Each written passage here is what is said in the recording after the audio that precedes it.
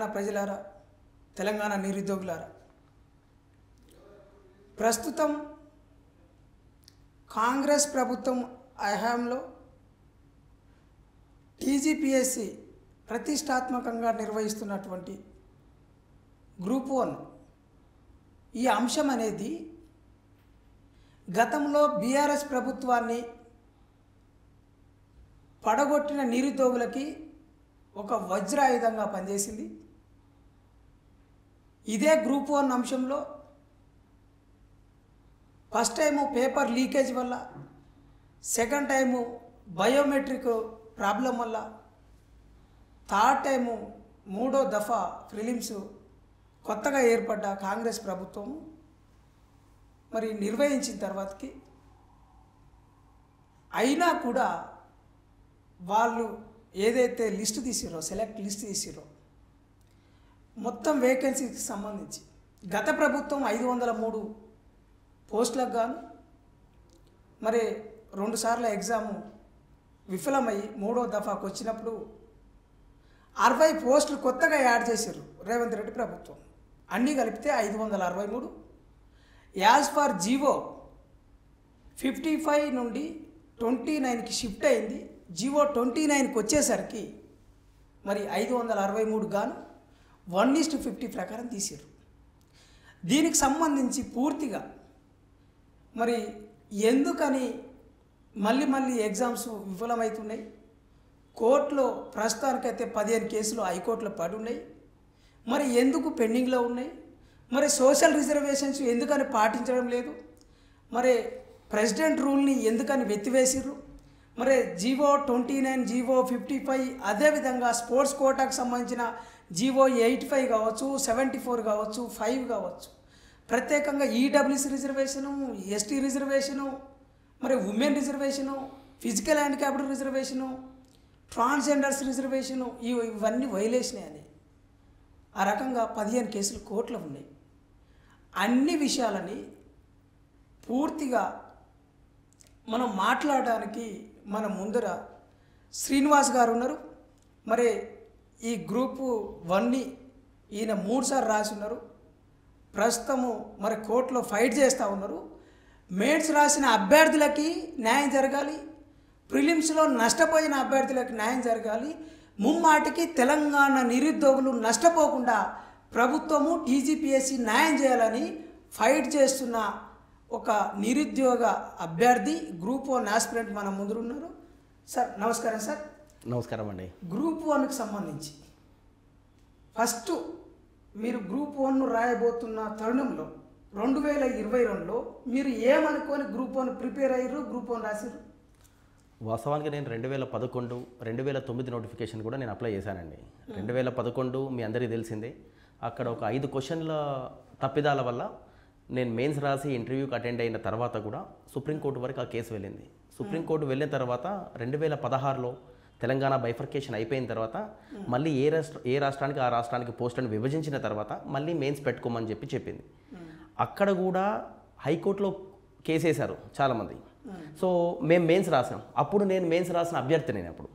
So మాకు అదే tension ఉండే, హైకోర్టులో ఈ కేసు పడింది కదా, ఈ క్వశ్చన్స్ తప్పే ఉన్నాయి కదా, కానీ ఆ సందిగ్ధంలో మేము కూడా మెయిన్స్ ప్రిపేర్ అయినాం, మెయిన్స్ రాసినాం. అప్పుడు ఉన్న టీజీపీఎస్సీ చైర్మన్ ఎవరైతే వెంకటరామరెడ్డి గారు ఉన్నారో, హైకోర్టు అప్పుడు కూడా ఆదేశించింది, మీరు మెయిన్స్ పెట్టకండి, మీరు తుది తూర్పుకి లోబడి ఉండండి, మీరు ఇప్పుడే మెయిన్స్ పెట్టకండి అని చెప్పిన మెయిన్స్ పెట్టింది. ఆ మెయిన్స్ మేము రాసినాక కూడా రిజల్ట్స్ కూడా విడుదల చేయడం జరిగింది. విడుదల చేసినాక కూడా డివిజనల్ బెంచ్ కూడా చెప్పింది, ఇప్పటికైనా మీరు ఇక్కడ ఆగండి, ఈ క్వశ్చన్స్ ఏదైతే తప్పున్నాయో దాన్ని సవరించిన తర్వాత లిస్టు మళ్ళీ పబ్లిష్ చేసిన తర్వాతనే మీరు మెయిన్స్ పెట్టండి అని చెప్పింది. అయినా మొండిగా టీజీపీఎస్సీ, అప్పుడు ఏపీపీఎస్సీ వెళ్ళి మెయిన్స్ పెట్టింది, మెయిన్స్ రిజల్ట్స్ అనౌన్స్ చేసింది, ఇంటర్వ్యూకి కూడా పిలిచింది. అప్పుడు ఈ అభ్యర్థులు ఎవరైతే నష్టపోయిన వాళ్ళు ఉన్నారో ఆ క్వశ్చన్ల వల్ల వాళ్ళు సుప్రీంకోర్టుకి వెళ్ళి మళ్ళీ ఫైల్ చేశారు.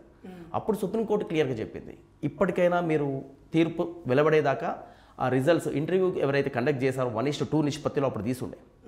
అప్పుడు 610 మంది అభ్యర్థులండి, 310 పోస్టులు. ఏపీపీఎస్సీ 2011 నోటిఫికేషన్ నేను గురించి చెప్పేది.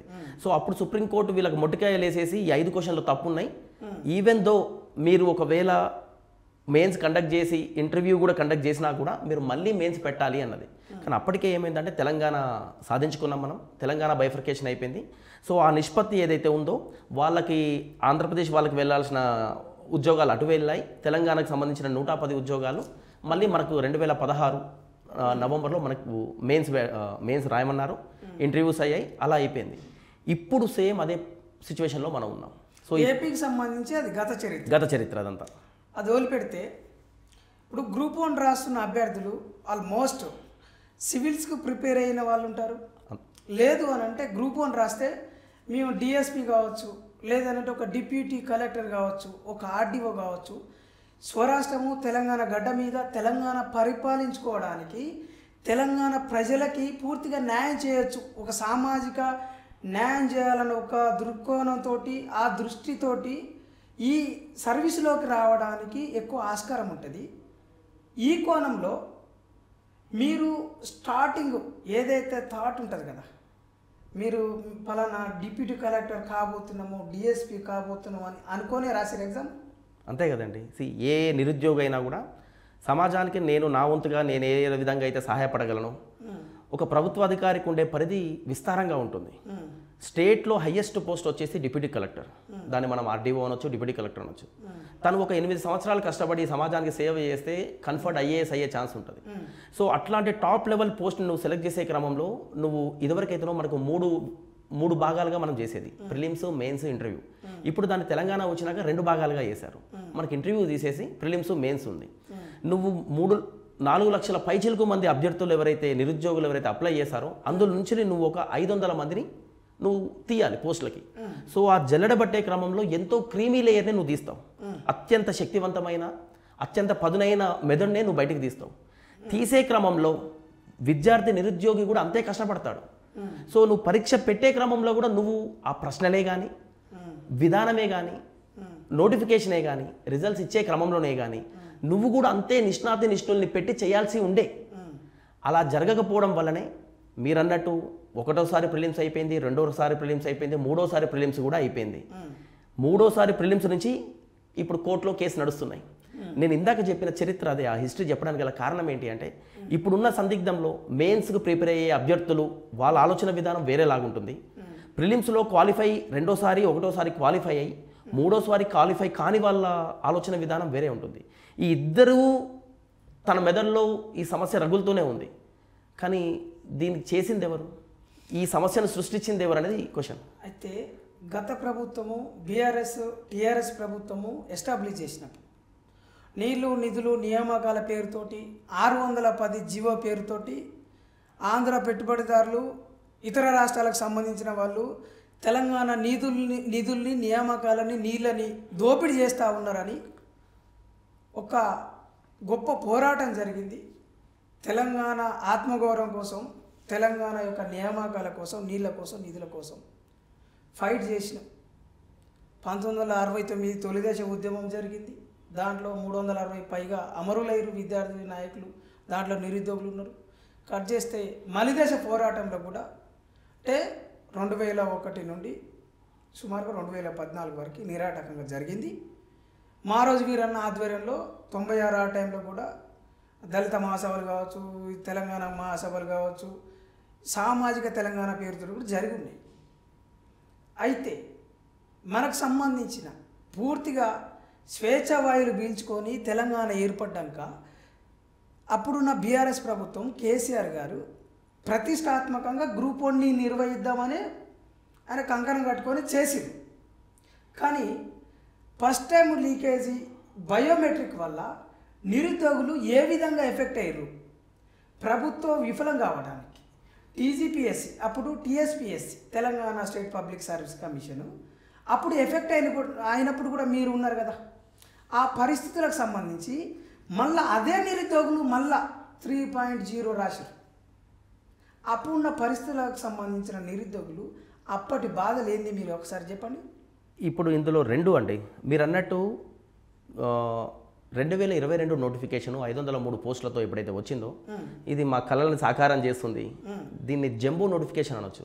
ఇంతవరకు ఆంధ్రప్రదేశ్ చరిత్రలో కానీ తెలంగాణ చరిత్రలో కానీ 503 పోస్టులతో గ్రూప్ 1 నోటిఫికేషన్ అనేది ఇంతవరకు ఎప్పుడు రాలేదు. నాకు తెలిసి ఇంకా ముందు రాదు కూడా. అంత పెద్ద నోటిఫికేషన్ కూడా రాదు. ఎందుకంటే ఆల్మోస్ట్ 2011 ఉమ్మడి ఆంధ్రప్రదేశ్లో నోటిఫికేషన్ తర్వాత మనకు వచ్చిన నోటిఫికేషన్ ఆల్మోస్ట్ ఒక 11 సంవత్సరాల తర్వాత వచ్చిన నోటిఫికేషన్ 503 పోస్టులు గ్రూప్ 1 అధికారులు అంటే అది మామూలు విషయం కాదు. ప్రతి మండలానికి ప్రతి రెవెన్యూ డివిజన్కి ఒక అభ్యర్థిని సెలెక్ట్ చేసే క్రమంలో అది 3,80,000 మంది అప్లై చేశారు. 16/10 అక్టోబర్ 16, 2022న ఎగ్జామ్ రాసామండి. ప్రిలిమ్స్ రాసాము. రాసిన తర్వాత క్వశ్చన్ పేపర్ లీకేజ్ అనే క్రమంలో అయింది. అయితే అందులో టీజీపీఎస్సీ చేసిన తప్ప అడ్మినిస్ట్రేటివ్ ప్రాబ్లమ్స్ అంటే ఇక్కడ కాన్స్టిట్యూషన్కి సంబంధించిన ప్రాబ్లమ్స్ ఏం లేవు. నిజంగా తప్పు చేసింది టీజీపీఎస్సీ. అందులో క్వశ్చన్ పేపర్ లీకేజే కానీ మీరు అన్నట్టు రెండోసారి 2023 11 జూన్ 2023లో మొన్నట్లో బయోమెట్రిక్ విధానం వల్ల జరిగింది. ఇది రెండు అడ్మినిస్ట్రేటివ్ ఛాలెంజెస్ అంటాం. వాళ్ళు చూసుకోవాల్సి ఉండే దాని మీద సిట్ వేసిరుగా. అది ఇప్పటికీ కూడా అది కూడా చెప్తాను. సో ఆ 2 సార్లు జరిగిపోయింది. 2 సార్లు జరిగిపోయిన తర్వాత గవర్నమెంట్ మారిపోయింది. అప్పటికి కూడా నోటిఫికేషన్లో ఎక్కడ తప్పిదాలు లేవు. జీవో నెంబర్ మీరు అన్నట్టు జీవో నెంబర్ 55 ద్వారానే తీసుకున్నారు. జీవో నెంబర్ 55 అనేది అత్యద్భుతం ఉన్న విషయాలు. అంటే కాన్స్టిట్యూషనల్ రైట్స్ ఏదైతే ఎస్సీ ఎస్టీ బీసీ వాళ్ళకి అందించాలో ప్రిలిమ్స్ నుంచే అందించాలని ఒక మంచి ఉద్దేశంతో తీసుకొని వచ్చింది. జనరల్గా ఎలా ఉంటుంది అంటే మెరిటోరియస్ స్టూడెంట్స్ని తీసిన తర్వాత అంతకన్నా ముందు మేము 2011 నోటిఫికేషన్ ఎలా ఉండే అంటే ఒక 100 పోస్టులు ఉంటే 100 × 50 5,000 మందిని తీసుకునేది. అందులో ఎస్సీలే కానీ బీసీలే కానీ ఎవరైనా ఉండొచ్చు. కానీ జీవో 55 అంతకన్నా ముందు జీవో 570 ఉండే 570 MS నెంబర్. దాని ప్రకారం ఓన్లీ మెరిటోరియస్నే ప్రిలిమ్స్లో తీసుకోవాలి. గ్రాడ్యువల్ మెయిన్స్ని సెలెక్ట్ చేసే క్రమంలో ఇంటర్వ్యూకి సెలెక్ట్ చేసిన క్రమంలో 1:3 నిష్పత్తిలో తీసేది. పోస్టుల ఆధారంగా సామాజిక ఆధారంగా పోస్టులను తీసేది. కానీ ప్రిలిమ్స్లో కూడా ఇక్కడ కూడా ఆ సామాజిక వర్గాలకు అన్యాయం జరగకుండా ఉండాలనే ఒక ఉద్దేశంతో జీవో 55 తీసుకొని వచ్చారు. జీవో 55 ఉద్దేశం ఏంటంటే 100 పోస్టులు ఉన్నాయనుకుందాం. అందులో 40 పోస్టులు వివిధ సామాజిక వర్గాలకు సంబంధించిన ఎస్సీ కానీ ఎస్టీ కానీ బీసీకి, మిగతా 60 పోస్టులు ఓసీ వర్గానికి సంబంధించినవి ఉంటే ఇక్కడనే 40 × 50 ఇక్కడనే 50 × 60 ఎవరికి సామాజిక వర్గానికి సంబంధించిన పోస్టులు ప్రిలిమ్స్లోనే తీసి మెయిన్స్కి పంపించేది ఉండే. అంటే రూల్ ఆఫ్ రిజర్వేషన్స్ పాటించారు, ప్రెసిడెన్షియల్ ఆర్డర్ని కూడా ఫాలో అయ్యారని చెప్తున్నారు క్లియర్గా. Rule subordinate rules Telangana state subordinate rules rule number 21, 22A ఏదైతే చెప్తుందో దాని ప్రకారమే ప్రిలిమ్స్లో సెలెక్ట్ చేసేది ఉండే. అలానే చేసారు, వెళ్ళారు. కానీ మీరు అన్నట్టు బయోమెట్రిక్ విధానం వల్ల ఒకటి, క్వశ్చన్ పేపర్ లీకేజ్ వల్ల 2 తప్పిదాలు. దాని మీద ఇప్పటివరకు కోర్టులో కేసు వేయడం అనేది అభ్యర్థులు ఎవరు వేయాల. మీకు ఇక్కడ విచిత్రం ఏంటంటే దాన్ని రెండింటిని క్యాన్సిల్ చేయండి అని ఏ అభ్యర్థి కూడా కోర్టుకు వెళ్ళలేదు. వెళ్ళింది ఎవరు అని అంటే పొలిటికల్ పార్టీసే. ఓకే, అప్పుడు వెళ్ళింది పొలిటికల్ పార్టీసే. సరే, పొలిటికల్ పార్టీస్ అభ్యర్థులను వెనకేసుకొని వెళ్ళారా లేదా అనేది మనకు తెలియదు. కాకపోతే మాత్రం దాని మీద కేసు పడడానికి గల కారణం పొలిటికల్ పార్టీసే. ఇప్పుడు కాంగ్రెస్ గవర్నమెంట్ వచ్చిన తర్వాత దానికి ఇంకొక 60 పోస్టులు యాడ్ చేసి 563 పోస్టులతోని ముందుకొచ్చారు. ఇది అంతా ఎలా జరిగిందంటే పొద్దున డిసైడ్ చేశారు, మధ్యాహ్నం క్యాన్సిల్ చేశారు, సాయంత్రం నోటిఫికేషన్ వచ్చింది. అయితే ఒక ఆరోపణ కూడా ఉంది. ఏంటంటే ఇప్పుడు వచ్చిన కాంగ్రెస్ ప్రభుత్వానికి ఒక ప్రాణవాయువుగా ఇంధనంగా ఉపయోగపడ్డ వాళ్ళు, ఫ్రంట్ లైన్లో ఉండి ఫైట్ చేసిన వాళ్ళు, నిరుద్యోగ చైతన్య యాత్ర చేసిన వాళ్ళు, తెలంగాణకు సంబంధించిన నిరుద్యోగులు, మేధావులు, ఇంటలెక్చువల్స్ అనే పేరున్నది. దట్టు ఎప్పుడైతే ప్రవళిక అక్కడ ఆత్మహత్య చేసుకున్నదో అశోక్ నగర్ కేంద్రంగా సుమారు 5 నుండి 10,000 మంది భారీ ఎత్తున నిరుద్యోగులు, మరి వాళ్ళ కష్టాలు నష్టాలు, వాళ్ళ కన్నీళ్ళు, వాళ్ళ ఆవేశం అంతా బయటకు వచ్చి ప్రభుత్వం మీద ఒక భారీ ఎత్తున తిరుగుబాటు చేశారు. ఆ తిరుగుబాటే ప్రతిపక్ష పార్టీగా ఉన్నటువంటి ఆనాటికి కాంగ్రెస్ ఏదైతే ఉందో కాంగ్రెస్కి అదొక మళ్ళొకసారి బ్రతికినంత పని అయింది. మరి ఆ ఉద్దేశాన్ని దృష్టిలో పెట్టుకొని తెలంగాణ వ్యాప్తంగా మరి రాహుల్ గాంధీ గారి ఆధ్వర్యంలో ప్రియాంక గాంధీ గారు కావచ్చు, మల్లు బట్టి విక్రమార్క గారు కావచ్చు, అప్పుడు మన కాంగ్రెస్ పార్టీ పగ్గాలు చేపట్టినటువంటి రేవంత్ రెడ్డి గారు కావచ్చు, ఏమని చెప్పారు అని అంటే ఈ నిరుద్యోగులకు సంబంధించి నిరుద్యోగుల చైతన్య యాత్రను చూసి నిరుద్యోగులకి న్యాయం చేస్తామని చెప్పేసి యూత్ డిక్లరేషన్ ప్రకటించింది. యూత్ డిక్లరేషన్లో భాగంగానే డిఎస్సి ఉద్యోగాలు 25,000 ఇస్తామన్నారు. ఈ గ్రూప్ 2, గ్రూప్ 3 కూడా అవి పెంచుతామని చెప్పారు. అదే కాకుండా పకడ్బందీగా పారదర్శకంగా ఎలాంటి స్వార్థం లేకుండా నిస్వార్థంగా గ్రూప్ 1 పరీక్షలు నిర్వహిస్తామని కూడా హామీ ఇచ్చారు. దాంట్లో హెచ్డబ్ల్యూన మిగతా వగేరా అన్నీ కలుపుకొని ఈ గురుకుల పోస్టులు అన్నీ కలుపుకొని కూడా 2 lakhs వరకు ఉద్యోగాలు కల్పిస్తామని చెప్పారు. కట్ చేస్తే మొన్న గ్రూప్ 1 వాళ్ళు మళ్ళీ ఫైట్ చేశారు. మళ్ళీ గ్రూప్ 2 వాళ్ళు కూడా మళ్ళీ 2 నెలల నుండి ఇంకా ఫైట్ చేస్తూనే ఉన్నారు. డిఎస్సి వాళ్ళు కూడా ఫైట్ చేసి చివరికి వాళ్ళు నిరాశ్రయులైనారు. నిరుత్సాహంతో చివరికి టెట్టు రాయడానికి టైం లేక అయినప్పటికీ అడపాదడప టెట్టు రాసి టైం లేక కాలయాపన కావద్దని ప్రభుత్వం మొట్టికాయలు వేసినప్పటికీ కూడా బలవంతంగా రాసిన పరిస్థితి చూస్తూ ఉన్నాం. ఇదంతా ఎందుకు చెప్తున్నాం నిరుద్యోగులకనంటే గత తాలూకు జరిగిన చరిత్ర మా మీడియాని గుర్తు చేయాలి కాబట్టి చెప్పాల్సి వచ్చింది. ప్రధానంగా ఇప్పుడు గ్రూప్ 1 వాళ్ళు ఫైట్ చేస్తున్న అంశంలో ప్రిలిమ్స్ 3 సార్లు రాసి మెయిన్స్ రాస్తున్నప్పటికి కూడా ప్రభుత్వము ఆ తప్పుల తడకలో ఉన్న ఏదైతే వాళ్ళ లోపాలని ఇంకా గుర్తించకపోవడానికి గల రీజన్స్ టీజీపీఎస్సీదా గవర్నమెంట్దా? ఇందులో 2 ఉన్నాయి. టీజీపీఎస్సీకి తెలిసిన అంతిమంగా నిర్ణయం తీసుకోవాల్సింది గవర్నమెంటే. ఎందుకంటే ఒక జీవో 55ని దాన్ని అమెండ్మెంట్ చేసి జీవో 29 అనే పేరు మీద ఓన్లీ గ్రూప్ 1 కోసం అనేది తీసుకొని వచ్చింది. జీవో 55 ఏం చెప్తుంది అనేది ఇందాక నేను మీకు చెప్పాను. చాలా క్లియర్గా ఏమనుంది అంటే the number of candidates to be admitted to the written main examination would be 50 times to the total number of vacancies available in each multi zone duly following the rule of reservation for community gender EWS PH and sports as laid down in general rules 22 and 22A of TS state and subordinate rules. ఇది GO 55 అక్షరాల చెప్పేది. ఇది మనకు first group 1 నోటిఫికేషన్లో పెట్టింది.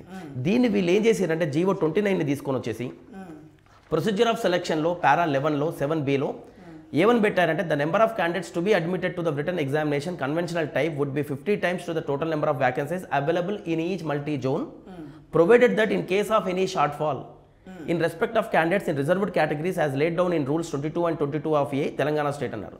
అంటే ఇంత క్లియర్గా ఏమని ఇచ్చారు అంటే ఇక్కడను ఖచ్చితంగా reservation for community gender EWS అనేది పాటించాలి అన్న ఉన్న జీవో 55ని కాస్త అమెండ్మెంట్ చేస్తూ నీకు ఒకవేళ అనుకోకుండా షార్ట్ ఫాల్ అయితే కింద నుంచి తీసుకోండి అంటున్నారు. చిన్న ఎగ్జాంపుల్ ఎలా అంటే 100 పోస్టులు అండి, 100 × 50 తీయాలి 5,000 మందిని. ఈ 100 పోస్టులు ఎవరెవరికి ఉన్నాయి అనుకుంటే 50-50 చేద్దాం. 50 SC ST BC gender reservation category 50 అనుకున్నప్పుడు ఓపెన్ కేటగిరీ 50 అనుకున్నప్పుడు 50 × 50 అంటే 2,500 మందిని తీయాలి. ఓపెన్ కేటగిరీలో ఫస్ట్ ర్యాంక్ నుంచి 2,500 ర్యాంక్ ఎవరైతే ఉన్నారో వాళ్ళని ఫస్ట్ మెరిటోరియస్గా ఓపెన్ కేటగిరీలో పక్కకు పెట్టిన తర్వాత మిగతా 50 పోస్టులకి 50 × 50 ఆ 50లో కూడా 10 ఎస్సీ ఉంటే 10 × 50 500 మంది ఎస్సీ, 10 × 50 ఎస్టీ 500 మందిని ఇలా ఇలా తీయాల్సి ఉండే. వీళ్ళేం చేశారు గుంపగుత్తగా 100 పోస్టులు × 50 5,000 మందిని తీసేసి ఇందులో ఎస్సీలు ఉన్నారు ఎస్టీలు ఉన్నారు బీసీలు ఉన్నారు అని చూసి ఒకవేళ ఎస్సీ పోస్టులు మొత్తం ఓపెన్ మెరిట్ తీశారు. ఓపెన్ మెరిట్ వాడికి మెరిటోరియస్ క్యాండిడేట్ అన్నప్పుడు వాడికి ఇంకో ముద్ర వేయొద్దు. మీరు ఒక లాజిక్ గమనించిరా? తెలంగాణ ప్రజలారా, ప్రత్యేకంగా విద్యావంతులారా, నిరుద్యోగులారా ఇది ఆలోచించండి. ఇప్పుడు ఓపెన్ మెరిట్ అంటే ఇప్పుడు రిజర్వేషన్ కేటగిరీలో ఉండే ఎస్సీ ఎస్టీ బీసీ మైనార్టీలు మహిళలు పిఏ చేంజ్ చేస్తారనంటే వాళ్ళు ఒక టార్గెట్ పెట్టుకొని గిన్ని మార్కులు వస్తే మీకు క్వాలిఫై అవుతాం అని చదువుతారు. బట్ ఓపెన్ కేటగిరీలో కూడా వాళ్ళు ఆర్థికంగా ఉన్న పిల్లలు, ఐఏఎస్ల పిల్లలు, లేకుంటే ఎమ్మెల్యేల పిల్లలు, ఎంపీల పిల్లలు, వ్యాపారవేత్తల పిల్లలు, బడా భూస్వాములు ఉన్న పిల్లలు ఉంటారు. వీళ్ళు ఏం చేస్తారు 100కి 130 150 మొత్తం 150 మార్కుల పేపర్ కదా, 150 మార్కుల పేపర్కి 120 130 టార్గెట్ పెట్టుకొని చదువుతారు.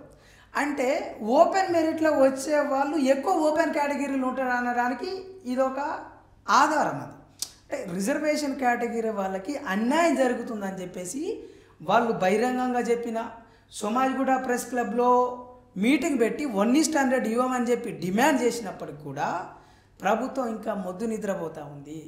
నిమ్మకు నీరెత్తినట్టున్నదని చెప్పేసి వాళ్ళ వాపోతూ కోర్టులో కేసులు వేసిన పరిస్థితి చూస్తూ ఉన్నాం. గతంలో మీరు 1:100 మీద కూడా ఫైట్ చేసిరుగా, అదేమైంది? 1:100 మీద మేము కలవని మనిషి అంటూ లేరండి. ఎమ్మెల్యే దగ్గర నుంచి ఎంపీలు అయితేనేమి, మంత్రులు అయితేనేమి, ఈవెన్ డిప్యూటీ సీఎం వరకు వెళ్ళినాం. వెళ్ళి ఉన్న పరిస్థితి ఇది సార్. 11 సంవత్సరాల తర్వాత వచ్చిన ఈ నోటిఫికేషను.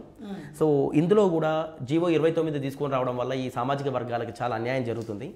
మీరు అన్నిటికీ ఒకటే మందులాగా 1:100ని తీస్తే ఇంకా ఎక్కువ మంది వచ్చే ఛాన్సెస్ ఉంటాయి అనేది ఆ నిమిషానికి అనుకున్నాం. కానీ ఇప్పుడు మేము అది వద్దనే అనుకున్నాం. మాకు 1:100 వద్దనే మేమే చెప్తున్నాం. అంటే ఈ కుట్రలు మోసాలన్నీ బయటపడుతున్నాయి కదా. వాస్తవానికి ఆ రోజు 1:100 అడగడానికి గల కారణం ఏంటి అంటే, సరే ఎవరు వచ్చినా మన తెలంగాణ ప్రజలే, మన తెలంగాణ నిరుద్యోగులే కదా వచ్చేది అనే ఆలోచన ఉండే. అది ఇర్రెస్పెక్టివ్ ఆఫ్ సోషల్ రిజర్వేషన్స్. కానీ తర్వాత మాకు వచ్చిన ఆధారాలు ఏంటి అని అంటే, అంతకన్నా ముందు గ్రూప్ 1 నోటిఫికేషన్ అప్లికేషన్లో తీసుకున్నప్పుడు do you belong to Telangana or you belong to Telangana state అని ఉండే. అలాంటిది ఏం లేకుండా ఇప్పుడు ఆ పదాన్ని ఎత్తివేసి చాలామంది అదర్ దెన్ తెలంగాణ స్టేట్, అది ఆంధ్ర వాళ్ళే ఉంటారు. ఎందుకంటే ఏపీ ఎకానమీ తెలంగాణ చదువుకునేది వాళ్ళే ఈ సబ్జెక్ట్ అంతా. సో వాళ్ళు ఎక్కువ మంది వచ్చారు అనేది మా దగ్గర ఉన్న సాక్ష్యాల ప్రకారమే చాలా మంది మా దగ్గర. అంటే లోకల్ నాన్ లోకల్ ఇష్యూ అనేది ప్రధానంగా ఉంది. అది జీవో 29లో ఇన్వాల్వ్ అయింది, అయినా కానీ పట్టించుకోవట్లేదు అని చెప్తున్నారు. మరి ఇక్కడ లోకల్ నాన్ లోకల్ అంటే మల్టీ జోన్ 1 వాళ్ళు 2కు రావచ్చు, మల్టీ జోన్ 2 వాళ్ళు 1కు పోయే అవకాశం ఉంటుందా? ఇప్పుడు నేను మల్టీ జోన్ 1 అండి, నేను మల్టీ జోన్ 2కి నాన్ లోకల్ అవుతాను. మల్టీ జోన్ 1 అంటే ఉత్తర తెలంగాణ. కానీ ఇక్కడ ఏమవుతుంది అంటే, ఆంధ్ర వాళ్ళు ఎవరైతే అప్లై చేసిన వాళ్ళు ఎవరైతే ఉన్నారో వాళ్ళందరూ are you belong to Telangana అనే పదాన్ని, ఆ కాలంని ఎత్తివేసినప్పుడు do you belong to India citizen అని అడుగుతున్నారు. సో అందరు ఇండియన్ సిటిజన్సే. అంటే 29 రాష్ట్రాలలో ఎవరైనా అప్లై చేసుకోవచ్చు. ఎవరు అప్లై చేసినా ఓపెన్ యాక్సెస్ 95% రిజర్వేషన్ ఆయనకు నాకు అందరికీ ఈక్వల్గా ఉంది. నేను తెలంగాణ వరంగల్లో పుట్టి బీసీబీ నాన్ క్రీమీ లేయర్ అయి ఉండి నేను ఆంధ్రాలో ఎక్కడో చదివి 5% రిజర్వేషనే రావాల్సిన ఆ క్యాండిడేట్ తను కూడా బీసీబీ నాన్ క్రీమీ లేయర్ అయ్యి ఉంటే తను నన్ను ఇద్దరిని ఒకటే స్టేజ్లో పెట్టింది, ఒకటే రూమ్కి పంపిస్తుంది టీజీపీఎస్సీ. జరిగిన నిర్లక్ష్యం ఎక్కడ అంటే అప్లికేషన్లోనే, ఆ సాఫ్ట్వేర్లోనే ఎర్రర్ ఉంది. దానికి నోటిఫికేషన్లో వాళ్ళు క్లియర్గా ఏం చెప్తున్నారంటే, ఫైనల్గా మీరు ఏదైతే అప్లికేషన్లో ఇచ్చినప్పుడు మీరు ఫిలప్ చేసినది ఏదైతే ఉంటుందో అది ఇచ్చిందే ఫైనల్గా మేము కన్సిడర్ చేస్తామని అంటుంది. కానీ మేము దాన్ని విశ్లేషించుకొని అందులో ఏమైనా తప్పులు దొరికితే మీ నోటిఫికేషన్ అంటే మీ అప్లికేషన్ క్యాన్సిల్ చేస్తామని ఎక్కడా లేదు. సో అది చాలా క్లియర్గా ఉంది. వాళ్ళు కూడా do you possess certificate from the Telangana state government అని ఉంటే దాన్ని ఎస్ అని కొట్టారు. ఓకే, పైనే నువ్వు ఆ కాలంలో ఏదైతే సాఫ్ట్వేర్లో ఆ కాలంని నువ్వు తీసేయడం వల్ల కింది వరకు ఆ తప్పు జరుపుకుంటూనే వస్తుంది. గతంలో ఒక 20 days బ్యాక్ అనుకుంటా ఎన్ఎన్ మీడియాలోని లోకల్ నాన్ లోకల్ ఇష్యూ మీద మనం ఒక వీడియో చేసినామండి. దాంట్లో ప్రధానంగా ఎవిడెన్స్ ప్రూఫ్ చూపెట్టినాం. తెలంగాణ అభ్యర్థి ఏపీపీఎస్సీకి అప్లై చేసుకుంటేనేమో ఏమని నాన్ లోకల్ అని వస్తుంది. అదే ఏపీ క్యాండిడేటు తెలంగాణలో టీజీపీఎస్కి అప్లై చేసుకుంటే బీసీ అయితే బీసీ, సి అయితే సి, బీసీ బి అయితే బి, బీసీ డి అయితే డి, బీసీ ఏ అయితే ఏ, సేమ్ ఎగ్జాక్ట్లీ వాళ్ళ క్యాస్ట్ కమ్యూనిటీ వాళ్ళు ఏందనేది సేమ్ ఉంది అక్కడ. అయితే ఇక్కడ అభ్యర్థులు కూడా నిరుద్యోగులకు సంబంధించిన ఎవరైతే గ్రూప్ 1 ఆస్పిరెంట్స్ ఉన్నారో వాళ్ళ ఆరోపణ కూడా ఈ మల్టీ జోన్ 1, 2 కూడా షిఫ్ట్ అయింది. దీంట్లో ఎక్కువ ఆంధ్ర వాళ్ళకే అవకాశం కల్పించినట్టున్నది అన్నది కూడా మనకు తెల్లంగా మనం ఎన్ఐన్ మీడియా ద్వారానే అది బట్టబయలు చేసినాం. ఇప్పుడు టీజీపీఎస్సీ ఏమంటుందనంటే, మేము అన్నీ ఆలోచించుకొని మేము చాలా నిస్వార్థంగా నిష్పాక్షికంగా మేము ఆ రిజల్ట్స్ పెట్టినాము అని వాళ్ళు అంటున్నారు. మేమేమడుగుతున్నామంటే, మీరేదైతే జనరల్గా ర్యాంకింగ్ లిస్ట్ అంటాం, జనరల్ ర్యాంకింగ్ లిస్ట్ అంటాం, జిఆర్ఎల్ అనేది, ఆ జిఆర్ఎల్ అనేది ఎంతమంది అయితే అప్లై చేసారో వాడు ప్రతి ఒక్కడికి వాడి మార్కులు తెలుసుకోవాలనేది ఉంటుంది. సో ఆ ర్యాంకింగ్ అనేది ఇవ్వాలి. ఇప్పుడు టీజీపీఎస్సీ ఏం చేసిందంటే, మన ఎగ్జామ్ కండక్ట్ చేసిన తర్వాత మేము చాలా ట్రాన్స్పరెన్సీతో మేము ఈ ఎగ్జామ్స్ కండక్ట్ చేసినాం అని చెప్పేసి వాళ్ళని ఎవరు అడగకుండా ఓ వెబ్ నోట్ రిలీజ్ చేసి ఆదిలాబాద్లో ఎంతమంది హాల్ టికెట్స్ని డౌన్లోడ్ చేసారు, ప్రిలిమ్స్కి ఎంతమంది వచ్చారు, ఎంతమంది యాబ్సెంట్ అయ్యారు, ఎంత percentage of attendance district wise 31 డిస్ట్రిక్ట్లది ఇచ్చింది. నువ్వు ఈ ట్రాన్స్పరెన్సీ ఇక్కడే కాదు, జనాలు నిరుద్యోగులు ఎంతమంది రాసిర్రు, ఎంతమంది అప్లై అయ్యారు, ఎంతమంది అబ్సెంట్ అయ్యారు, ఇదే కాదు నువ్వు ఇవ్వాల్సింది. నువ్వు ఈ ట్రాన్స్పరెన్సీ ఇక్కడనే కాకుండా ఇప్పుడు ఆ లిస్ట్ ఎక్కడ తీసుకున్నారు మీరు? అది ఇది వెబ్ నోట్ ఇచ్చారు, వాళ్ళే ఇచ్చారు. ఓకే, వెబ్ నోట్ ఇచ్చారు, వాళ్ళు ఇచ్చిన వెబ్ నోటే టీజీపీఎస్సీ వెబ్ నోట్. టీజీపీఎస్సీ నీ ట్రాన్స్పరెన్సీ అంతా డిస్ట్రిక్ట్ వైజ్ అటెండెన్స్ యాబ్సెంటీస్ ఇంత కరెక్ట్గా ఇచ్చినప్పుడు జనరల్ ర్యాంకింగ్ లిస్టు నువ్వు అనుకుంటున్నట్టు నేను ఇప్పుడు ఆరోపణ చేస్తున్నాను, అందుకనే నేను కోర్టులో కేసు వేసాను. లోకల్ నాన్ లోకలే కానీ మీరు అనుకుంటున్నట్టు జీవో 55 నుంచి అమెండ్మెంట్ చేసి జీవో 29 ద్వారా ఏదైతే అన్యాయం జరుగుతుందో నువ్వు జనరల్ ర్యాంకింగ్ లిస్ట్ ముందు పెడితే నాకు కోర్టు వరకు వెళ్ళాల్సిన అవసరం ఏంది?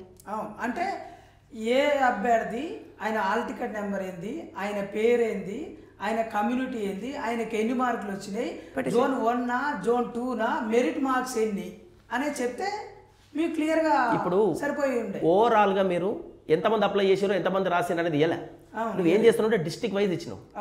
నువ్వు నోటిఫికేషన్లు ఏమని పెట్టినావు? డ్యూలీ ఫాలోయింగ్ ద మళ్ళీ ఒక్కసారి చదువుతానండి. Provided that in case of any the number of candidates to be admitted to the written main examination conventional type would be 50 times to the total number of vacancies available in each multi zone. మనకు తెలంగాణలో multi zone 1 multi zone 2 ఉంటుందండి. నువ్వు నోటిఫికేషన్లో ఏదైతే పెట్టినావో multi zone 1 పోస్టులని multi zone 2 పోస్టులు అనేది divide చేసి పెట్టినావు. అంటే కన్వెన్షనల్ అంటే సాంప్రదాయంగా ఇంతకుముందుకు ఏదైతే ఉన్నాయో అది యాజ్ పర్ అది ఫాలో అన్నట్టే కదా. రిజల్ట్ కూడా మల్టీ జోన్ 1 మల్టీ జోన్ 2 ఇవ్వాలి కదా. నువ్వు గుంపగుత్తగా మొత్తము 563 పోస్టులు ఇంటూ 50 ప్లస్ 3232 మంది షార్ట్ ఫాల్ అని చెప్పి ఎంతమంది రిలీజ్ చేసినావు? గుంపగుత్తగా నువ్వు 31,382 మంది చేసినావు. ఇలా మల్టీ జోన్ 1 ఎక్కడ ఉన్నారు, మల్టీ జోన్ 2 వాళ్ళు ఎంతమంది ఉన్నారు, నాన్ లోకల్ వాళ్ళు అప్లై చేసినప్పుడు వాళ్ళు ఎంతమంది వచ్చిండ్రు, ఏది లేదా? అంటే ఇక్కడ ఒక పాయింట్ ఉంది. ఇప్పుడు మీరు అన్నట్టు 503 ప్లస్ 60 పోస్టులు కొత్తగా పెంచి ఉన్నాయి. ఈ 563 గాను 1:50 తీస్తే 28,150 మంది ఎగ్జాక్ట్లీ 1:50 అంతే. యాజ్ ఫర్ తీస్తే వీళ్ళు పెట్టింది open merit plus short fall system అని పెట్టారు. అవునండి. త్రూ షార్ట్ ఫాల్ సిస్టమ్ ద్వారా వచ్చిన వాళ్ళు ఎక్స్ట్రా ఉన్నారు. అంటే 28,150 కలుపుకొని షార్ట్ ఫాల్ ద్వారా 31,382 మంది. ఓకే, అంటే మిగతా 28,000 తర్వాతకు వచ్చిన వాళ్ళందరూ యాడిషనల్గా వచ్చిన వాళ్ళే. బట్ ఎవరైతే షార్ట్ ఫాల్ సిస్టమ్ ద్వారా వచ్చిన వాళ్ళు ఎస్సీలా, ఎస్టీలా, బీసీలా, నాన్ లోకలా, పిహెచ్ఆ, మహిళలా అనేది ఏమైనా ఇన్ఫర్మేషన్ ఉందా? అంటే ఇప్పుడు మనం వాళ్ళు ఇచ్చిన నోటిఫికేషను వాళ్ళు ఇచ్చిన రిజల్ట్ని బట్టి ఏమర్థం చేసుకోవాలంటే 3,232 మందిని మేము షార్ట్ ఫాల్గా ఉన్నారు పైన ఎస్సీలే కానీ ఎస్టీలే కానీ వాళ్ళు లేరు కాబట్టి మేము వాళ్ళని కింద నుంచి తీసుకున్నాం అన్నారు. ఈ 3,232 మంది పైన లేరంటే పైన ఎవడు కూర్చున్నాడు? ఓసీలు కూర్చున్నట్టే కదా. అంటే సామాజిక పరంగా ఏ రకంగా చూసినా అత్యంత తెలివి కల్లోళ్ళు వాళ్ళను, అత్యంత తెలివి తక్కువ వాళ్ళు వీళ్ళని ఎక్కడ ఉండదు, ఖచ్చితంగా ఉండదు. నువ్వు తీస్తే 1:50 మెరిటోరియస్ తీసినా బాగానే ఉండు. లేదు సోషల్ రిజర్వేషన్స్ అప్లై చేస్తున్నట్టు పోస్టులు into 50 open to all 290 into 50 అంటే 10,440 పోస్టులు వాళ్ళని పక్కకు పెట్టేసి రిజర్వ్డ్ 354 ఇంటూ 50 17,700 మందిని తీస్తే ఏ గొడవ ఉండకపోతుండే. ఇప్పుడు నువ్వేం చేసి షార్ట్ ఫాల్ అని 3,232 మందిని పైకి తీసుకొని రావడం వల్ల నువ్వు 1:50 ఏదైతే అంటున్నావో 1:50 ఎప్పుడు ఉంటుందండి? వీళ్ళని తీసుకున్నప్పుడే ఉంటుంది. ఈ 3,232 మందిని ఎక్కువ తీసుకున్నప్పుడు ఏమవుతుందంటే ఓపెన్ వాళ్ళు ఎంతమంది అవుతారు? 1:56 అవుతారు. మనం మాత్రం 1:50 ఉంటాం. ఎస్సీ ఎస్టీ బీసీ వాళ్ళు 1:50 ఉంటారు. ఈ 3,232 మంది వేరే వాళ్ళు పైన కూర్చున్నారు కాబట్టే నువ్వు కింద నుంచి తీసుకున్నావు కదా. రీసెంట్లీగా మధ్యప్రదేశ్ ఒక హైకోర్టు ఏం చెప్పిందనంటే ఈడబ్ల్యూఎస్ పేరుతోటి 10% ప్రతిష్టాత్మకంగా సెంట్రల్ గవర్నమెంట్ తీసుకొచ్చింది. రాష్ట్రాల వారీగా వాళ్ళ జనాభా ఎంత ఉంటే జనాభా ఆధారంగా చేయమని చెప్పింది. అయితే ఈడబ్ల్యూసీ రిజర్వేషన్ సంబంధించిన దాంట్లో ఇక్కడ కూడా వైలేషన్ జరుగుతుంది. ఎకనామికల్లీ వీకర్ సెక్షన్స్, వెనుకబడిన వర్గాలు, అంటే ఆర్థికంగా ఉండి కూడా వెనుకబడిన వర్గాలు అని చెప్పేసి దానికి ఒక లేయర్ పెట్టి ఒక 8 lakhs అని పెట్టిర్రు. దానికి అంటే అగ్రవర్ణాలకు సంబంధించిన ఓపెన్ కేటగిరీకి సంబంధించిన వాళ్ళు అగ్రవర్ణ పేదలు ఉంటే ఈడబ్ల్యూసీ కిందికి వస్తారని లెక్క. అయితే ఓపెన్ కేటగిరీ తోటి 50%లో తీసుకుంటున్నారు, మళ్ళీ ఈడబ్ల్యూసీ పేరుతోటి కూడా 50% తీసుకుంటున్నారు. అయితే ఈ 10% కూడా సోషల్ రిజర్వేషన్స్లోనే తీసుకున్నారు. అట్లా తీసుకోకుండా ఓపెన్ కేటగిరీలోనే 10% కేటాయించాలని చెప్పేసి రీసెంట్లీగా మధ్యప్రదేశ్లో హైకోర్టు చెప్పింది. కానీ తెలంగాణలో అట్లా జరగలేదు. ఈడబ్ల్యూఎస్ రిజర్వేషన్ కూడా వైలేషన్ జరిగింది అనేది కూడా వాస్తవం అని చెప్తా ఉన్నారు. దీని మీద మీ స్పందన? 563 పోస్టులలో 10% పోస్టులు అంటే 56 పోస్టులు వస్తాయి. కానీ తీయాల్సింది ఎలా అంటే ఆల్రెడీ మనం ఎస్సీ ఎస్టీ బీసీ వాళ్ళు ఎవరైతే ఉన్నారో వాళ్ళ పోస్టులు మనకు 354 ఉన్నాయి. నువ్వు 56 పోస్టులను తీయొద్దు.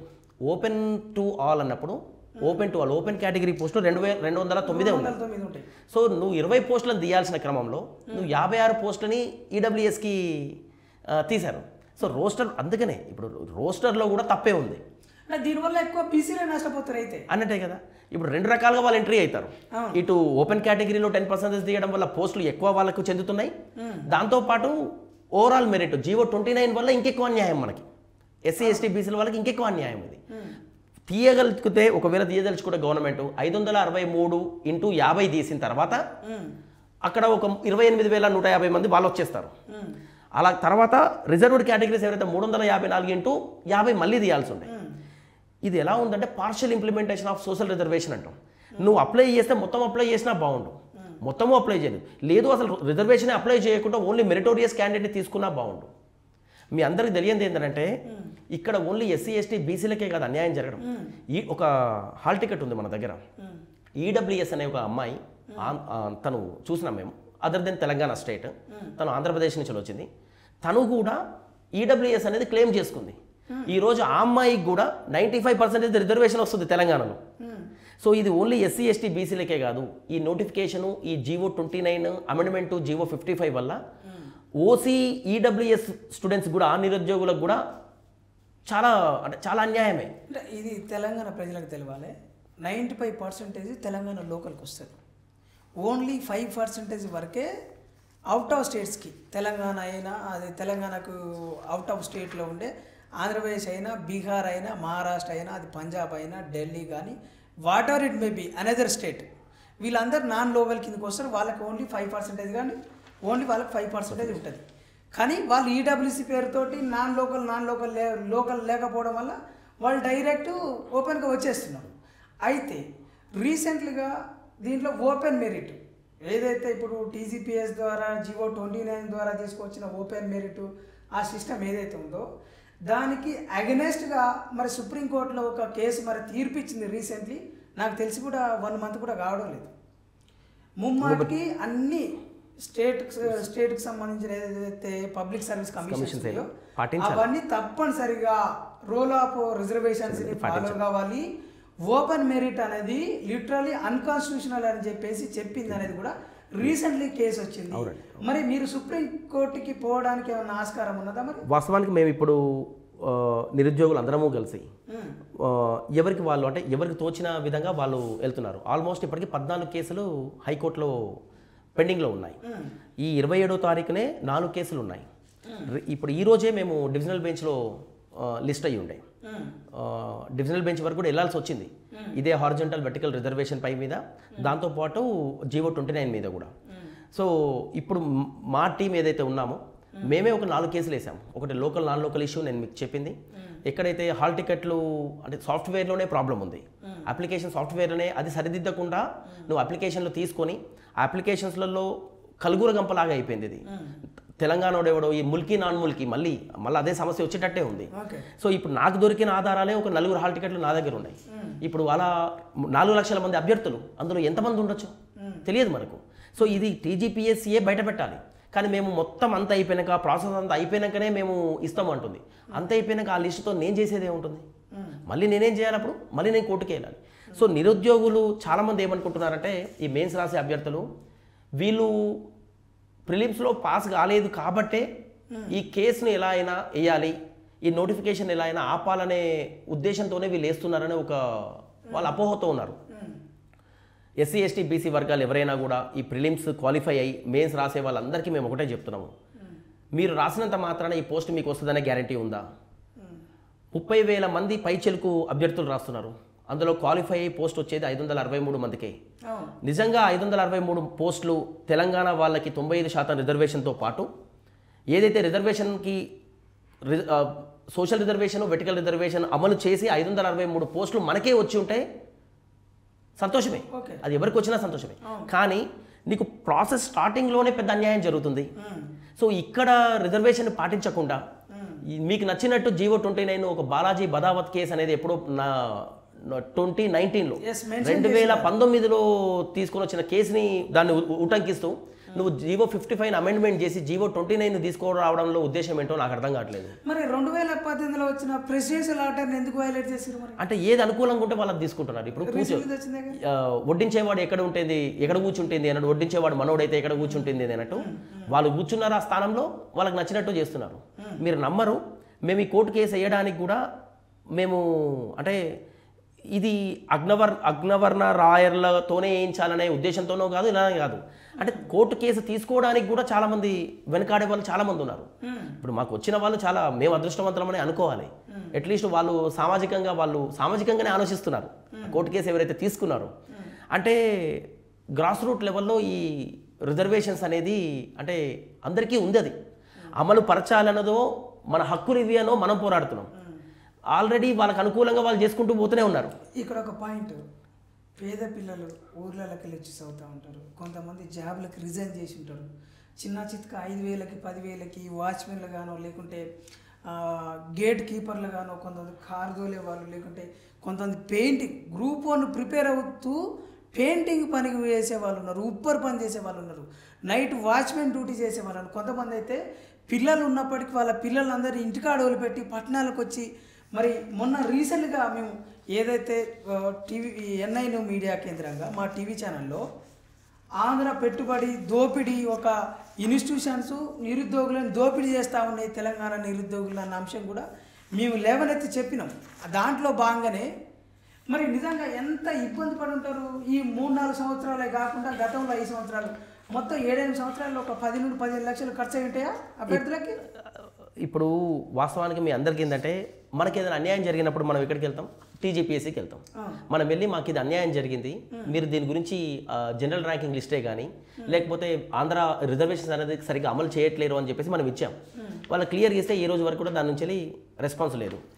వాళ్ళకే కాకుండా వివిధ హోదాల్లో ఉన్న రాజకీయ నాయకులే కానీ మంత్రి పదవుల్లో ఉన్న వాళ్ళందరికీ ఇచ్చినాము. SC ST BC commission, state కమిషన్లకి, బీసీ కమిషన్లు వాళ్ళందరికీ ఇచ్చినాము. అన్నీ అయిపోయిన తర్వాత మనకు అసలు ఏంటి నిజంగా ఓన్లీ మనం లేనిదేమని అడుగుతున్నామా గవర్నమెంట్ని, లేనిదేమన్నా మనం టీజీపీఎస్సీని ఏమైనా అడుగుతున్నామా, మా కోసం చేయండి అని ఏమైనా అడుగుతున్నామా అని అది కూడా చూసినాము. ఛత్తీస్గఢే కానీ మనం చెప్పుకుంటాం కదా బీమారు స్టేట్స్ అని చాలా వెనుకబడినాయి, అక్షరాస్యతలో చాలా వెనుకబడినాయి అని అనుకుంటాం కదా. ఛత్తీస్గఢ్ లోక్ సేవా ఆయోగ్ వాళ్ళ గ్రూప్ 1 నోటిఫికేషన్లో చాలా క్లియర్గా ఇచ్చారు. ఏమని రూల్ ఆఫ్ రిజర్వేషన్ అమలు చేస్తూ ప్రిలిమ్స్ నుంచే వాళ్ళు క్లియర్గా ఇచ్చారు. ఒక ఛత్తీస్గఢ్ అనే అంటే ఛత్తీస్గఢ్ ఒకటే కాదు, అలా మీకు సెంట్రల్ యూపీఎస్సీయే కానీ స్టేట్లో ఉన్న కేరళనే కానీ తమిళనాడే కానీ చాలా స్టేట్స్ రూల్ ఆఫ్ రిజర్వేషన్ అనేది చాలా క్లియర్గా కేటగిరీ వైజ్ వాళ్ళు రిజల్ట్స్ కూడా వాళ్ళు పబ్లిష్ చేస్తున్నారు. శ్రీనివాస్ గారు ఇక్కడ ఒక అంశం ఉన్నది. ఇప్పుడు జీవో 29లో కూడా పేరా 18 అవునండి ఎగ్జాక్ట్లీ పేరా 18 ద్వారా ఆ జీవోని మాడిఫై చేసుకోవడము, క్యాన్సిల్ చేయడము, ఎనీ చేంజెస్ చేయడము, అవసరమైతే ఆ జీవోని కూడా అబాలిష్ చేయొచ్చు. ఆ అవకాశం టీజీపీఎస్సీకి పూర్తిగా హక్కు ఉన్నది. మరి ఎందుకని ఆలోచించడం లేదు? అంటే జీవోను చేసే అధికారం టీజీపీఎస్సీకి ఉంటుంది, కానీ అప్లికేషన్ని కానీ ఈ నోటిఫికేషన్ని మాత్రం చేసే అధికారం టీజీపీఎస్సీకి ఉంటుంది. టీజీపీఎస్సీ అనేది ఒక స్టాచ్యుటరీ బాడీ, కాన్స్టిట్యూషనల్ బాడీ. దానికి కోర్టు చెప్తేనే వినాలనేది ఏం లేదు. తనకు తాను తన తప్పులను తను తెలుసుకొని అభ్యర్థుల నుంచి స్వీకరించిన దరఖాస్తులే కానీ వాళ్ళ అభ్యర్థుల విన్నపాలే కానీ చూసుకొని కరెక్షన్ చేసుకోవచ్చు. మేము కూడా మా టీంతో కలిసి ఒకసారి వెళ్ళినాం, మన చైర్మన్ గారిని గెలవడానికి కానీ మన సెక్రటరీ గారిని గెలవడానికి కోసం వెళ్ళినాం. వెళ్ళినప్పుడు వాళ్ళ ముందు కూడా మేము ఇవి పెట్టినాం. లేదు అంతా బాగానే జరుగుతుంది, అంతా కరెక్ట్గానే as per the protocol we are maintaining అన్నారు. అదే అడిగినాం. ఇప్పుడు నోట్తో చెప్పడం వేరు, నేను కాగితం చూపించి చెప్పడం వేరు. ఇగో ఇది మీ లిస్టు, మీరు అనుకున్నట్టు ఏం జరగట్లేవు, ఆంధ్ర వాళ్ళే కానీ ఎవరికి కూడా ఆ రిజర్వేషన్ వర్తింపలేదు, మేము జీవో 29 ద్వారా అంతా బాగానే జరుగుతుంది అని ఒక పేపర్ ముందు పెడితే ఈ కోర్టు కేసుల వరకు వెళ్ళాల్సిన అవసరం ఏముంటుంది? అవును, రీసెంట్లీగా ఎంఆర్పిఎస్ వ్యవస్థాపక అధ్యక్షులు శ్రీ మదకృష్ణ మాది గారి ఆధ్వర్యంలో టీజీపీఎస్సీ చైర్మన్ మహేందర్ రెడ్డి గారిని కలిసిన ఒక వార్త కూడా బయటకు వచ్చింది. అవునండి. అప్పుడు మీకు రెస్పాండ్ కాలేదా? అంటే ఓన్లీ ఎస్సీ వర్గీకరణ విషయం మీద మాట్లాడిందా, లేదంటే రోల్ ఆఫ్ రిజర్వేషన్ జీవో 29 మీద మాట్లాడిందా? అంటే అక్కడ ఆ రోజు నేను లేకుంటుండే, కాకపోతే వెళ్ళారు, మన స్టూడెంట్స్ కూడా వెళ్ళారు. మీరు టీజీపీఎస్సీ తరపు నుంచి వెళ్ళి ఏదైతే నోటిఫికేషన్స్ జారీ చేస్తున్నారో సో అవన్నిటినీ మీరు సుప్రీంకోర్టు తీర్పులకు లోబడే మీరు చేయండి అని చెప్పారు. అయితే ఇప్పుడు మందకృష్ణ మాదిగ గారు ఆయన తరపు నుంచి ఆయన పోరాడుతున్నారు, మమ్మల్ని కూడా ఆయన డిప్యూటీ సీఎం వరకు కూడా తీసుకున్నారు అది జీవో 29 మీద కూడా. అక్కడ ఉన్నప్పుడు కూడా డిప్యూటీ సీఎం గారు కూడా చెప్పారు, అరే అవునా ఇలా అన్యాయం జరుగుతుందా, సరే నేను తెలుసుకుంటా లేండి అని అన్నారు. మేము 1 వీక్ వరకు వెయిట్ చేసినాము. వాళ్ళ పనులలో వాళ్ళు బిజీగా ఉన్నారేమో. సో అన్యాయం అయితే నాకు కదా జరిగింది, పోరాడాల్సింది అయితే నేనే కదా, ఇంకెన్ని రోజులు చెప్పులు అరిగేటట్టయితే తిరగలుగుతాం. సో అందుకోసం అని చెప్పేసి హైకోర్టు వరకు వెళ్ళాల్సి వచ్చింది. మేము ఇప్పుడు లోకల్ నాన్ లోకల్ ఇష్యూ మీద వేసాము, జీవో 29 మీద వేసాము, హారిజంటల్ వెర్టికల్ రిజర్వేషన్ మీద కూడా డివిజనల్ బెంచ్తో పాటు జీవో 29 మీద కూడా కేసు పడింది. ఇంకా ఇవే కాకుండా ఇంకా నిరుద్యోగులు ఎవరైతే ఉన్నారో క్వశ్చన్ల మీద ఒక 14 క్వశ్చన్లు తప్పున్నాయని చెప్పేసి దాని మీద ఒక కేసు, కంటెంప్ట్ ఆఫ్ కోర్ట్ అని. అంటే మేము వీళ్ళ అధికారం ఎలా ఉంటుందంటే ఫస్ట్ నోటిఫికేషన్లో ఏమని ఇచ్చారు అని అంటే వీ కెన్ విత్డ్రా అనేదే ఉంటుంది. నోటిఫికేషన్ అనేది క్యాన్సల్ ఆర్ విత్డ్రా అనేది. సో సెకండ్ సారి ఇచ్చిన నోటిఫికేషన్లో విత్డ్రా అని క్యాన్సిల్ అని పెట్టుకున్నారు. అంటే వాళ్ళకి అనుకూలంగా వాళ్ళ పదాలను మార్చుకుంటూ ఉన్నారు. సో దాని మీద ఒక కేసు పడింది. స్పోర్ట్స్ రిజర్వేషన్ గురించి కూడా కంటెంప్ట్ ఆఫ్ కోర్ట్ అంటే కోర్టు ధిక్కరణ. స్పోర్ట్స్ కోటా మీద కూడా వాళ్ళకి స్పోర్ట్స్ కోటాకు సంబంధించిన దాని మీద వాళ్ళకి గ్రూప్ 1లో 4 పోస్టులు ఉన్నాయి. 4 పోస్టులలో మల్టీ జోన్కి 1కి 2 ఉన్నాయి, మల్టీ జోన్ 2 కూడా 2 ఉన్నాయి. దానికి సంబంధించిన దాంట్లో కూడా మొత్తానికి 1:50 తీస్తే వాళ్ళని 200 మెంబర్స్ తీయాలి. దాంట్లో కేవలం 36 మెంబర్స్నే తీసుకున్నారు.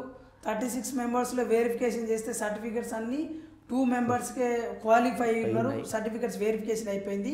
బట్ కట్ చేస్తే ఈలోగానే నిండా అసెంబ్లీలో రాష్ట్ర ముఖ్యమంత్రి గారు శ్రీ రేవంత్ రెడ్డి గారు నిఖత్ జరీన్ గారికి బాక్సింగ్, సిరాజ్ గారికి క్రికెట్, వాళ్ళకి చెరొక పోస్ట్ ఇస్తామని చెప్పేసి ప్రకటించారు. కానీ ఆ స్పోర్ట్స్ కోటాకు సంబంధించిన అభ్యర్థులు కూడా కేవలం ఫామ్ 1 ఇంటర్నేషనల్ వాళ్ళు ఒలింపిక్స్, ఏషియన్ గేమ్స్, కామన్వెల్త్ ఆడిన వాళ్ళకే ఇస్తున్నారు. కానీ national games, state wide games ఆడినాము, మాకు కూడా ఫామ్ 2లో కూడా ఫామ్ 3, ఫామ్ 4 ఇట్లా ఫామ్స్ ఉంటాయి, మాకు కూడా అవకాశం ఇవ్వండి అని చెప్పేసి వాళ్ళు కోర్టులో కేసేసారు. ఈ రీసెంట్లీగానే 2-3 డేస్ బ్యాక్ ఇంటీరియం ఆర్డర్ వచ్చింది. దాంట్లో మళ్ళీ కోర్టు మొట్టికాయలేసి ఫామ్ 2 కూడా తీసుకోవాలని కూడా చెప్పింది. అది కేసు మరి క్లియర్ అయినట్టేనా ఇంకేమన్నా ఉన్నదా? అంటే వాళ్ళకి ఏం చెప్పారు అని అంటే ఫామ్ 1 కాకుండా ఫామ్ 2ని కూడా మీరు అప్లికబుల్ చేయండి నోటిఫికేషన్కి, వీళ్ళనే కాకుండా వాళ్ళని కూడా కన్సిడర్ చేయండి అనేది ఒకటి చెప్తూ వీళ్ళని కూడా ఎవరైతే ఎవరైతే కోర్టు వరకు వచ్చారో వాళ్ళందరినీ కూడా మీరు మెయిన్స్కి ఎలిజిబుల్ చేసేసి వాళ్ళకు అవకాశం ఇవ్వండి అని ఇచ్చింది. అంటే all India games, university games అయిన వాళ్ళకి ఫామ్ 2లో ఏదైతే ఉంటాయో అవన్నీ. మేమేం అడుగుతున్నాము అంటే మీరు ఇప్పుడు కోర్టు వరకు వెళ్ళి అక్కడికి వెళ్ళి మొట్టకాయలు వేయించుకునే కన్నా ముందే మేము ఏం చెప్పాము మిమ్మల్ని, మీరు స్పోర్ట్స్ రిజర్వేషన్ వాళ్ళు ఎవరైతే ఉన్నారో వాళ్ళకి అందరికీ సర్టిఫికేట్ వెరిఫికేషన్కి మేము పిలుస్తున్నాము అన్నారు. మేము అదే అడిగినాము, నువ్వు సర్టిఫికేట్ వెరిఫికేషన్ అనేది ఎప్పుడు చేయాలి? మెయిన్స్ అయిపోయిన తర్వాత చేయాలి. నీ ప్రాసెస్ ప్రకారమే నువ్వు తలుచుకుంటే ఎప్పుడైనా చేయొచ్చు, చేయొద్దు అనేది ఏం లేదు. ఎందుకంటే యువర్ కాన్స్టిట్యూషనల్ హెడ్, కాన్స్టిట్యూషన్కి నీది ఒక బాడీ కాబట్టి, స్టాట్యుటరీ బాడీ కాబట్టి ఓన్లీ స్పోర్ట్స్ కోటా వాళ్ళదే నువ్వు ఎందుకు చెక్ చేస్తున్నావు? నేను ఇందాక మీకు ఒకటి చెప్పాను, do you belong to Telangana state, do you possess Telangana certificate అనేది ఒక ఆప్షన్ ఉండే అక్కడ. నువ్వు ఏం చేసినావు అక్కడ, నాకు ఉంది అని చిన్నగా క్లిక్ చేశాను. ఇప్పుడు నేనండి ఓసీ అభ్యర్థిని, కానీ నాకు ఈడబ్ల్యూఎస్ ఉంది అని చెప్పేసి నేను క్లిక్ చేస్తా. క్లిక్ చేసి నాకు సర్టిఫికేట్ ఉంది అని చెప్తా, అప్లికేషన్ పెడతా, ప్రిలిమ్స్ రాస్తా, రిజర్వేషన్ ప్రకారం నేను ప్రిలిమ్స్లో వస్తుంది, మెయిన్స్ రాస్తా, ఇంటర్వ్యూ అప్పుడు నేను ఈడబ్ల్యూఎస్ సర్టిఫికేట్ చూపించలేను. నోటిఫికేషన్లో ఏముందో తెలుసా, when you are unable to provide the certificate we can consider you as an open category అని. అంటే నేను తెలిసి తప్పు చేసినాక కూడా నువ్వు నన్ను శిక్షించట్లేదు, నువ్వేమంటున్నావు, నేను ఓపెన్ కేటగిరీగా చూస్తున్నా అంటున్నావు. అంటే ప్రిలిమ్స్లో నువ్వు గేట్ దాటిన తర్వాత నేను మంచిగా చదువుకొని నేను ఓపెన్ కేటగిరీలో సీటు కొట్టినా నాకేం కాదు. ఓకే అండి. అయితే టీజీపీఎస్సీ ఏమంటుందనంటే ఇది UPSC norms, UPSC standards follow అవుతున్నామని చెప్తా ఉన్నారు. మరి యూపీఎస్సీలో ప్రిలిమ్స్, మెయిన్స్, ఇంటర్వ్యూ 3 దఫాలో వాళ్ళు ముందే ఒక డిక్లరేషన్ ఫామ్, ఏమైనా అబ్జెక్షన్స్ ఏమైనా ఉన్నా, ఇప్పుడు మీరు అన్నారు కదా యూపీఎస్సీ నామ్స్ ఫామ్ ఇస్తారు కదా, ఇప్పుడు యూపీఎస్సీ నామ్స్ అన్నారు కదా, మొన్న జరిగిన 2023 ప్రిలిమ్స్ మీద క్వశ్చన్ల మీద ఎన్ని కేసులు పడ్డాయి? యూపీఎస్సీ మీద పడ్డాయి ఏమన్నా?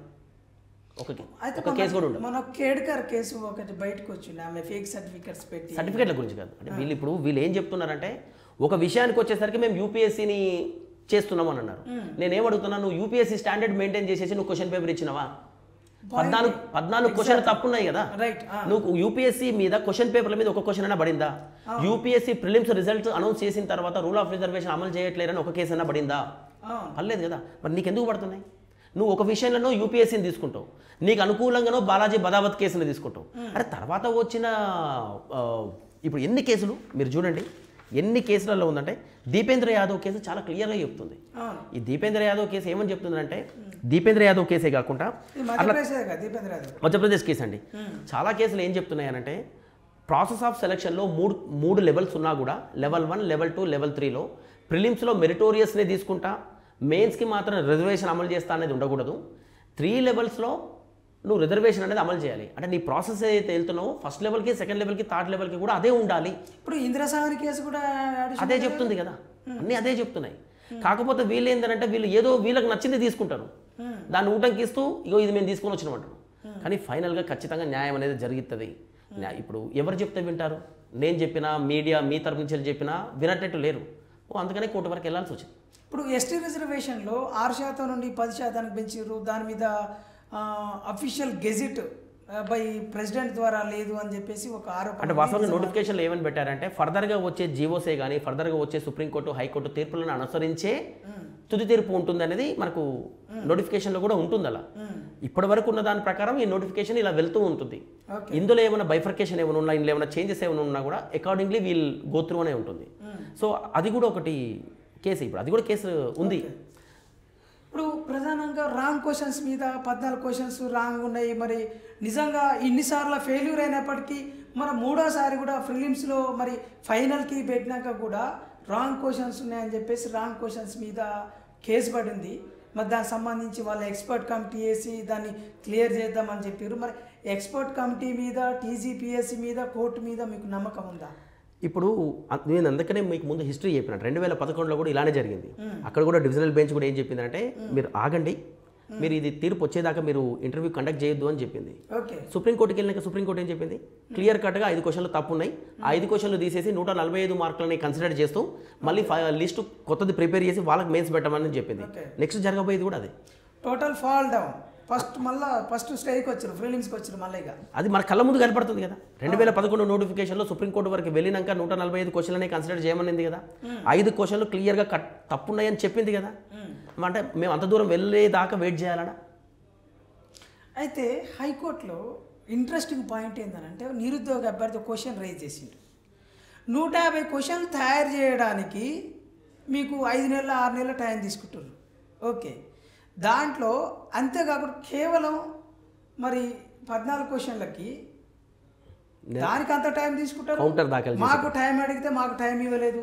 14 క్వశ్చన్లు రాంగ్ ఉన్నాయన్న దాంట్లో దానికి ఎవిడెన్స్ చేయడానికి, కౌంటర్ దాఖలు చేయడానికి నెల రోజులు ఎందుకు అవసరం అని చెప్పేసి క్వశ్చన్ చేస్తా ఉన్నాం. ఇప్పుడు అలెగ్జాండర్ గారు వెరీ క్లియర్, నేను నీ పేరు తప్పు అంటున్నాను, మీరు లేదు ఇది నాది కరెక్టే అని మీ డేట్ ఆఫ్ బర్త్ సర్టిఫికేట్ ఇందులో ఉంది, నా పేరు ఇదే అని మీరు చూపిస్తారు.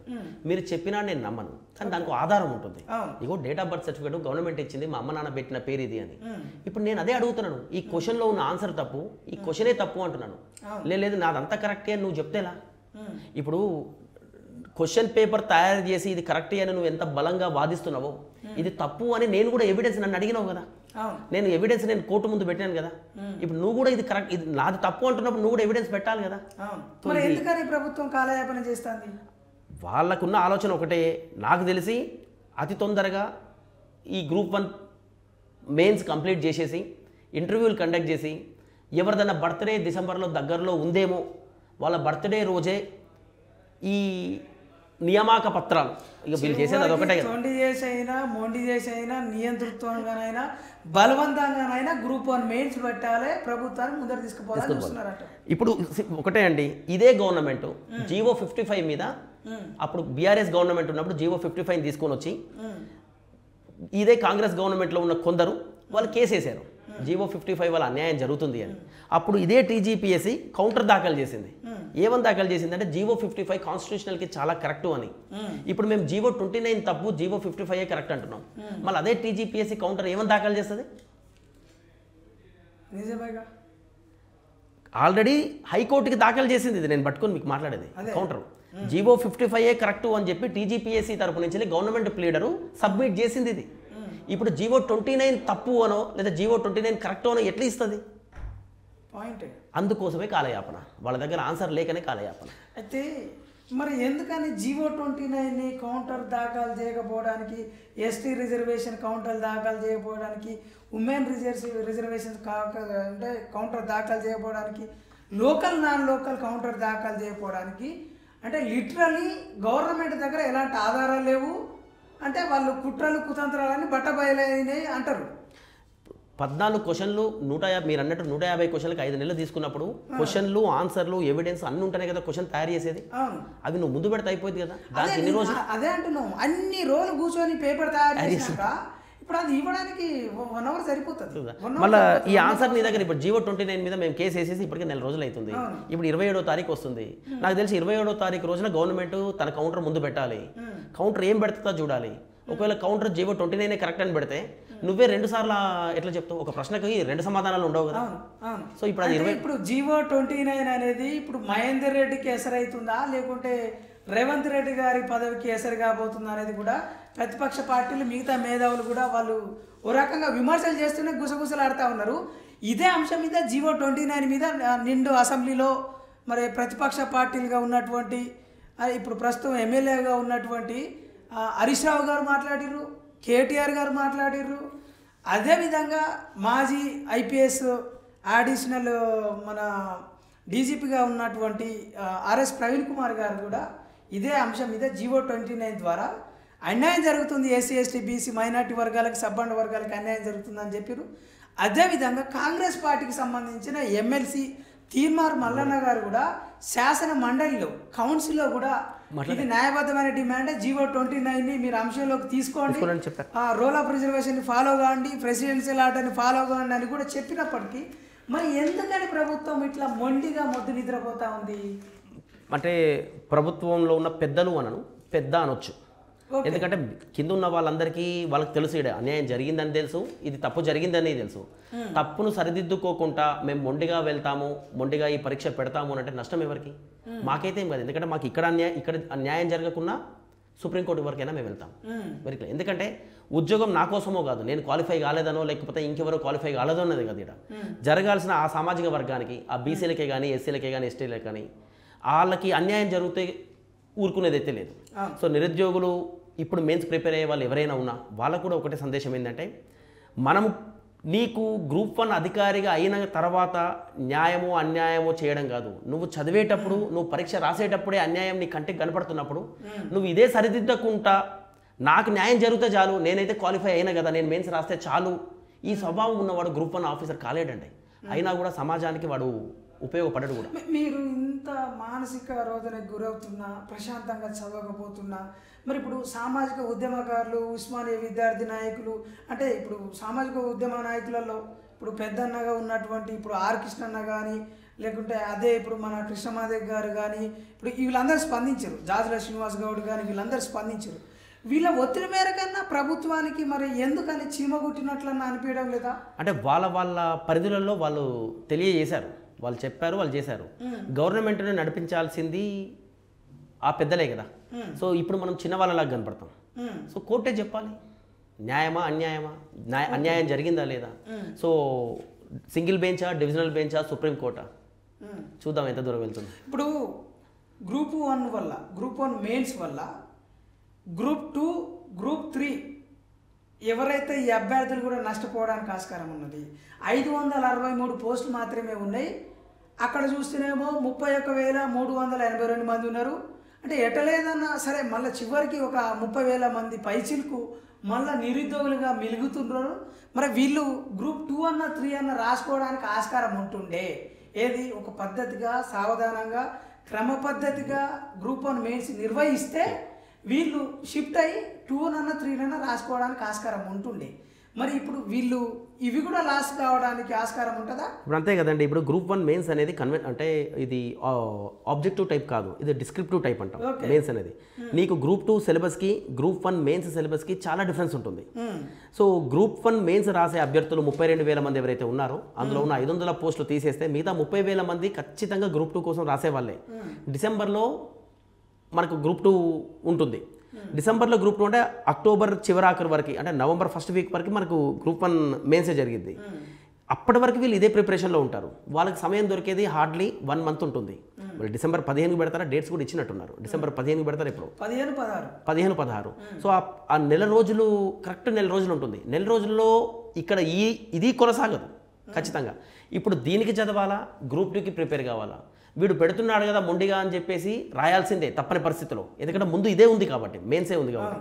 మెయిన్స్కి ప్రిపేర్ అయ్యి మెయిన్స్ రాసిన తర్వాత ఇది క్యాన్సర్ అవుతుందా ఉంటుందా లేదా అనేది తెలియదు. గ్రూప్ 2కి ప్రిపేర్ అయ్యేవాడు ఇక్కడైతే లాస్ అవుతున్నాడు ఖచ్చితంగా. వీళ్ళు నిష్పాక్షితంగా నిజాయితీగా అంతా ట్రాన్స్పరెంట్గా పెట్టి ఉండి 14 కేసులు అంటే అర్థం కావట్లేదండి. 14 కేసులు దేశ చరిత్రలో ఏ పబ్లిక్ సర్వీస్ కమిషన్ మీద కూడా ఇన్ని కేసులు పడలేదు. ఒక నోటిఫికేషన్ ఈ రోజు తోటి 15 కేసులు అయినాయి. 15 కేసులు పడలేదు. ఆల్మోస్ట్ మీకు ఒక సబ్జెక్ట్ అనేది కాదు, ఒకటే సబ్జెక్టు మీద 15 కేసులు పడితే వేరు. లోకల్ నాన్ లోకల్ ఇష్యూసే కానీ, నీ సాఫ్ట్వేర్ అప్లికేషన్లో ప్రాబ్లమ్సే కానీ, హారిజంటల్ వెర్టికల్ రిజర్వేషన్ మీదనే కానీ, జీవో 29 వర్సెస్ జీవో 55 మీదనే కానీ, క్వశ్చన్ల మీదనే కానీ, స్పోర్ట్స్ రిజర్వేషన్ మీదనే కానీ, మీరు అన్నట్టు ట్రాన్స్జెండర్ రిజర్వేషన్ మీదనే కానీ, సో ఆల్మోస్ట్ ఇవే కనపడుతున్నాయి మన కేసులని. ఎస్టీ రిజర్వేషన్ మీద కానీ, ఎస్సీ వర్గీకరణ మీద కూడా, దాని మీద కూడా రావచ్చు.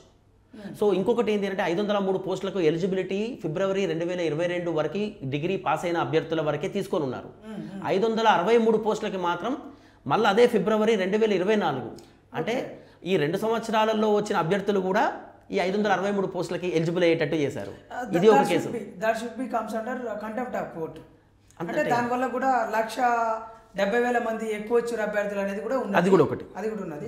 శ్రీని గారు కొన్ని ర్యాపిడ్ క్వశ్చన్స్ అడుగుతాం, ఒక 5 or 6 క్వశ్చన్సే. గ్రూప్ 1 మీద ప్రతిష్టాత్మకంగా మల్టిపుల్ రీజన్స్ మీద సెప్టెంబర్ 27 నాడు తీర్పున్నది. జస్టిస్ పుల్లా కార్తిక్ గారి జడ్జిమెంట్ మీద, టీజీపీఎస్ మీద, ప్రభుత్వం మీద నమ్మకం ఉందా లేదా? సెప్టెంబర్ 27వ తారీఖు నాడు ఏం జరుగుతుంది? టీజీపీఎస్సీ మీద ప్రభుత్వం మీద నమ్మకం లేకనే మేము టీఎస్ హైకోర్టు దగ్గరికి వెళ్ళాము.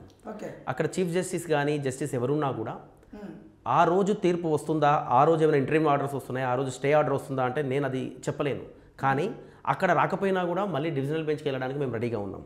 పోరాటం న్యాయం జరిగేదాకా ఉంటూనే ఉంటుంది. గ్రూప్ 1 మెయిన్స్ పెడతారేమో, ముందుగా వెళ్తున్నారు పెడతారేమో, పెట్టినా కూడా ఎప్పటికైనా అది సంవత్సరమైనా 2 సంవత్సరాలైనా దాని మీద పోరాటం జరుగుతూనే ఉంటుంది, అది న్యాయం జరిగేదాకా. ఓకే, ఇప్పుడు కోచింగ్ సెంటర్లో లక్షల కొద్దీ మీరు డబ్బులు పోసి చదువుతూ ఉన్నారు. మరి మీ లెక్క చాలామంది బాధపడే వాళ్ళ పరిస్థితి ఏంది? మళ్ళీ ఎగ్జామ్స్ జరిగితే మరి ప్రాబ్లం ఏంది? మీరందరూ అనేది అంటే ఇప్పుడు ఎలా అంటే సహజ న్యాయ సూత్రాలు ఏం చెప్తున్నాయి అంటే ఒకరికి కూడా శిక్ష పడద్దు అంటుంది. ఇక్కడ నియామకాల విషయంలో కూడా ఒకరికి కూడా అన్యాయం జరగొద్దు. నాకైతే ఇప్పుడు ఏం ఇబ్బంది కాలేదు కదా అనే ఆలోచన ధోరణి అనేది ఒక గవర్నమెంట్ ఆఫీసర్, గ్రూప్ 1 ఆఫీసర్కి ఉండకూడదు. సమాజపరంగా సామాజికంగా మనము సమాజం కోసమే మనం ఇంత దూరం వచ్చినప్పుడు, నీ కళ్ళ ముందే అన్యాయం జరుగుతున్నప్పుడు నువ్వు దాని గురించి పోరాడాల్సిందే. అలా పోరాడకుండా నాకు పోస్ట్ వస్తే చాలు అని వెళ్తే అది కరెక్ట్ కాదు. జీవో 29 అనేది ఇప్పటితో అయిపోదు. రేపు నెక్స్ట్ వచ్చే నోటిఫికేషన్లకే కానీ, రేపు వచ్చే గ్రూప్ 2, గ్రూప్ 3కి కూడా దాని ఇంప్లికేషన్స్ ఉంటాయేమో తెలియదు కదా. సో ఇక్కడతో ఆగదు అది. దాన్ని సరిదిద్దాలి అని అంటే దీంతోనే స్టార్ట్ చేయాలి. గ్రూప్ 1కి సంబంధించి కోర్టులో కేసులు వేసే వాళ్ళ వెనక, లేదు అనంటే దీని వెనక ఉండే పోరాడే వాళ్ళ వెనక ప్రతిపక్ష పార్టీల ప్రమేయం ఉన్నది, నాయకుల ప్రమేయం ఉన్నది అని చెప్పేసి ప్రభుత్వం తాలూకు పెద్దలు అంటా ఉన్నారు. మీరేమంటారు? ఇప్పుడున్న ప్రభుత్వం అప్పుడు కూడా బీఆర్ఎస్ గవర్నమెంట్ మీద కూడా వేసింది. ఓకే, అంటే అప్పుడు కూడా ఉన్నట్టేనా? ఓకే. సో ఒక కేసు వేయాలంటే ఇప్పుడున్న పరిస్థితుల్లో మీకు తెలియంది కాదు, 1,00,000 నుంచి 5 లక్షల వరకు ఖర్చు అయ్యేది. ఇక్కడ కొంచెం ఉన్నతంగా ప్రైవేట్ జాబ్లే కానీ, గవర్నమెంట్ చేసే ఉద్యోగస్తులే కానీ వాళ్ళ ఆర్థిక సహాయం చేయడం వల్లనే ఇంత దూరం వరకు రావడం జరిగింది.